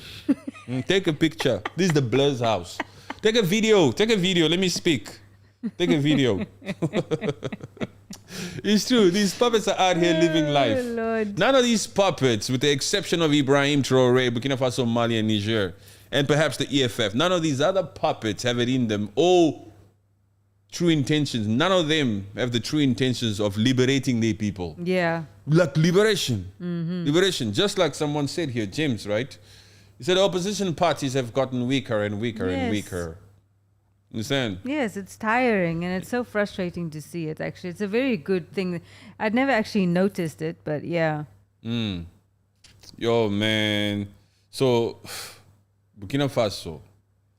What was the other news? Yes. So, we said that France is using Ivory Coast. And Ivory Coast has accepted to take to take the US. Oh, yes, the base. The base that was in Niger. Yes. From Niger. The base that was in Niger. That Niger told US, please take your base. And America said, hey, but give us 6 months. America with its tactics. Funny. America with its tactics. America just said, okay, these ones, they want us to leave too. We're not going to take all this equipment with us all the way back. We need to find another puppet here. Let's establish an agreement with one of these puppets here. And then France said, what about that Ivory Coast? That Ivory Coast is traumatized since 2010. Yes. In 2010, that previous president who was not listening, he knows what we did to him. You remember what they did to the president of Ivory Coast in 2010? Yeah. What did they do? France? Yes. They burnt the palace. They bombed. Bombed. Yes. Burning is nice. Burning is too mild. Yeah. Burning is like they went with a match. And then you saw it come up, and then maybe the fire trucks came. No, boom! What? And you and your wife come, and those were the French people, huh? Jeez. They came there from the freaking troop or from the embassy or whatever they were. They went to go and bomb his house. It's crazy. So the French have traumatized that Ivory Coast. Yeah, they run scared. They will just say yes, we'll do it. What is the name again? Alassane Ouattara. Ouattara. Yeah, that's the president now. Yeah, the current president now. Ouattara. They call him, hey, Ouattara, come. Ouattara, look, let's have a cordial meeting. They say it in the French accent. What's the French accent? There's no French. Ouattara? No, it's just Ouattara. Ouattara, let's have a cordial meeting. We want to start using your perimeters, your whereabouts, your region, that place, our place that we've put you there for, that we've allowed you to be. Yes. Yes, we want to use it to deal with these boys. Yes, we cannot just operate or conduct an operation, a military operation. France cannot just attack like this. Who do you think you are? Some people were actually out here when that coup happened in Niger or Mali or Burkina Faso. They say, oh, France will do everything in its utmost power to protect its interest. Some people were actually thinking that France would actually attack from France. France doesn't need to do that. Any of these imperialistic countries will never directly attack any African country. Please, you think we're going to afford you the recognition to think that you are an enemy? No. Never. Look, we play this game well. We will just use one of you. We'll use one of your neighboring countries there. You know how you guys love aid? We give nice aid. Yes, we'll use one of your neighboring countries to finally penetrate and get there. We'll tell Nigeria we're coming. Okay, come. Okay, next. Chad, we're coming. Okay, come. Until we get there. Yes. And once we're in there, we'll put a base over here and we'll just put some weapons in there that you people cannot deal with. You cannot defend. The fact that the US told Niger will need 6 months to leave your country, and because we have certain classified things, is crazy. So you, Niger, you are hosting a country in your region, in your perimeter, and you don't know what kind of weapons they have. That's puppet thinking, huh? Yes, man. That's really is puppet thinking. That's really naive thinking.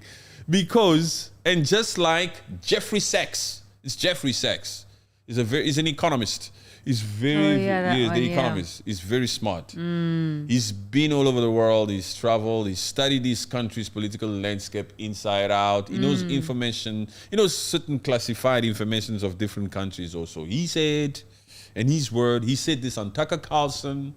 He said, wherever the U.S. has a base, they control the political system of that particular country. That's a freaking big statement, huh? Yeah. That says everything. That literally says that those are puppets, man. I have a person, an American business partner in Sierra Leone. You know her? Yes. Yes, her. I just don't want to say her name here. Yeah. But she's in that Sierra Leone. The way, she's an American lady, but the way she would refer to the locals over there. This is a business partner. It wasn't very nice. In Sierra Leone, been traveling there for some time. The way she would refer to those local people, to the Sierra Leone people. She would just tell me, hey, Patrick, here, because I met her there. I flew in to meet her there. Patrick, you see here? See these people? Man, you have to think for them. With an American accent. Yes. You cannot allow them to make decisions. You have to tell him what time to come, even how he must dress. You have to think for them. You cannot leave it up to them. Otherwise they'll mess it up. This one is an idiot. You have to think for him. I think for him. I'm listening to her with her accent. They standing in the sun of Sierra Leone, or the beaches of Sierra Leone, and she's talking like that about those Sierra Leonean people. Yeah. If this person, just an entrepreneur, just a businesswoman, can talk like this. Yeah. About the local. How are they talking about them? The politicians. How the heads of states of America referring. So bad. Hey, it's shut. Look. This is. Hey. Sorry for the interruption. I think it was frozen there, whatever. But the way they talk to them, just to cut the story short, the way they talk to them, it's, look, we give you money, and we give you weapons, we give you security, we give you everything. You have documents that you've signed. You just do what we have to tell you to do. Yes. There's no negotiations. Puppeteers don't negotiate with puppets. Puppeteers are out here to just instruct. You're flying now. They've reserved the freaking house already, the hotel. You're flying. Yes. Go and meet. Even Ruto, before he comes out for his press conference, they've already told him what to say. Yes, of course. Meg Whitman, the ambassador of what? The ambassador to Kenya. Yes. Ruto, go out there and tell them this. Just read this on your flight there and make sure that you know it fully. Yeah, make sure that you know it. Yeah. Fully. Yes. Anywho. So I think we've come to the end of this stream, huh? For today? For today. Yeah. For today. Who's still there? If you're still there, please say aye. Aye. My good people, Luke, thank you so much for joining us. James, thank you for joining us. FSLC, thank you so much for coming in. Brian, SK, Kiza. People came in and out. Yes. Do you think Birima is still here? Birima or Barima? I don't know if she's still here. I don't know. I don't know if she's here. If she's here, she'll say something. Birima, are you still here? Say something if you're still here. Thank you so much, guys, for joining us. We appreciate you so much. Thank you for taking the time to be with us and to chill with us. We appreciate you. We'll be back soon. We'll be back perhaps tomorrow. Yep. Yeah, tomorrow. Yeah, tomorrow. We'll be back on here. Having a ball. Luke just said something. I can't see it here. Luke said something? Yeah. Let me read it. Africa is the cradle of civilization, the Garden of Eden, and we were the firstborn on earth. Those who enslave us, the time has come for them to leave. Have a wonderful day. Oh, Thank you, Luke. Appreciate you, man. Thank you so much. James, my guy, thank you so much. James Duati. Yes, he said I'm still here. Oh yeah, if you still here, say I. Yes. Thank you, James. Appreciate you. If you just joined in, it was a show. We had a ball. We had fun with it. We really enjoyed it, like we always do. Yes. Click the like. Please subscribe. James, I believe you are. Luke, I believe you subscribed. I believe some of these people have subscribed. Yes, I do. Yes, I think so. Yeah, some. Please subscribe. Please hit the like and comment, like and share, all the good stuff. And yes, and if you want to buy us a coffee, there's a PayPal link in the description. Yes. That's a PayPal email, right? Yeah, PayPal email. Yeah, PayPal email. If you want to buy us a copy, feel free. Support us. It keeps us independent and to do our thing, you know? Yes. A little bit of coffee here. Yes. It'll be nice. Thank you so much. Thank you so much, guys. All right. Appreciate you guys so much. Have a good one. And so today it was what? Paul Kagame, Felix Tshisekedi, Democratic Republic of Congo, and Rwanda. Yes, and Angola. Yes. Yeah. No, it's actually mostly Angola. Yeah. Yes. That's where we need to focus. Because that's where some of these leaders will also turn an ear and listen. Yes. I'll make sure we clip some of these ones and put them on these other platforms so that it can go viral there. Yes. That Angola needs to speak. You know? Because apparently Angola is dealing with this. We have to move according to the pace of what Angola is doing because Angola is the designated mediator. We're not moving at Angola's pace. Angola, hurry up. Yeah, Angola, we need hurry an up. Update. That's right. Yes. Merci beaucoup. Thank you very much, guys. Appreciate you so guys. much. And God bless.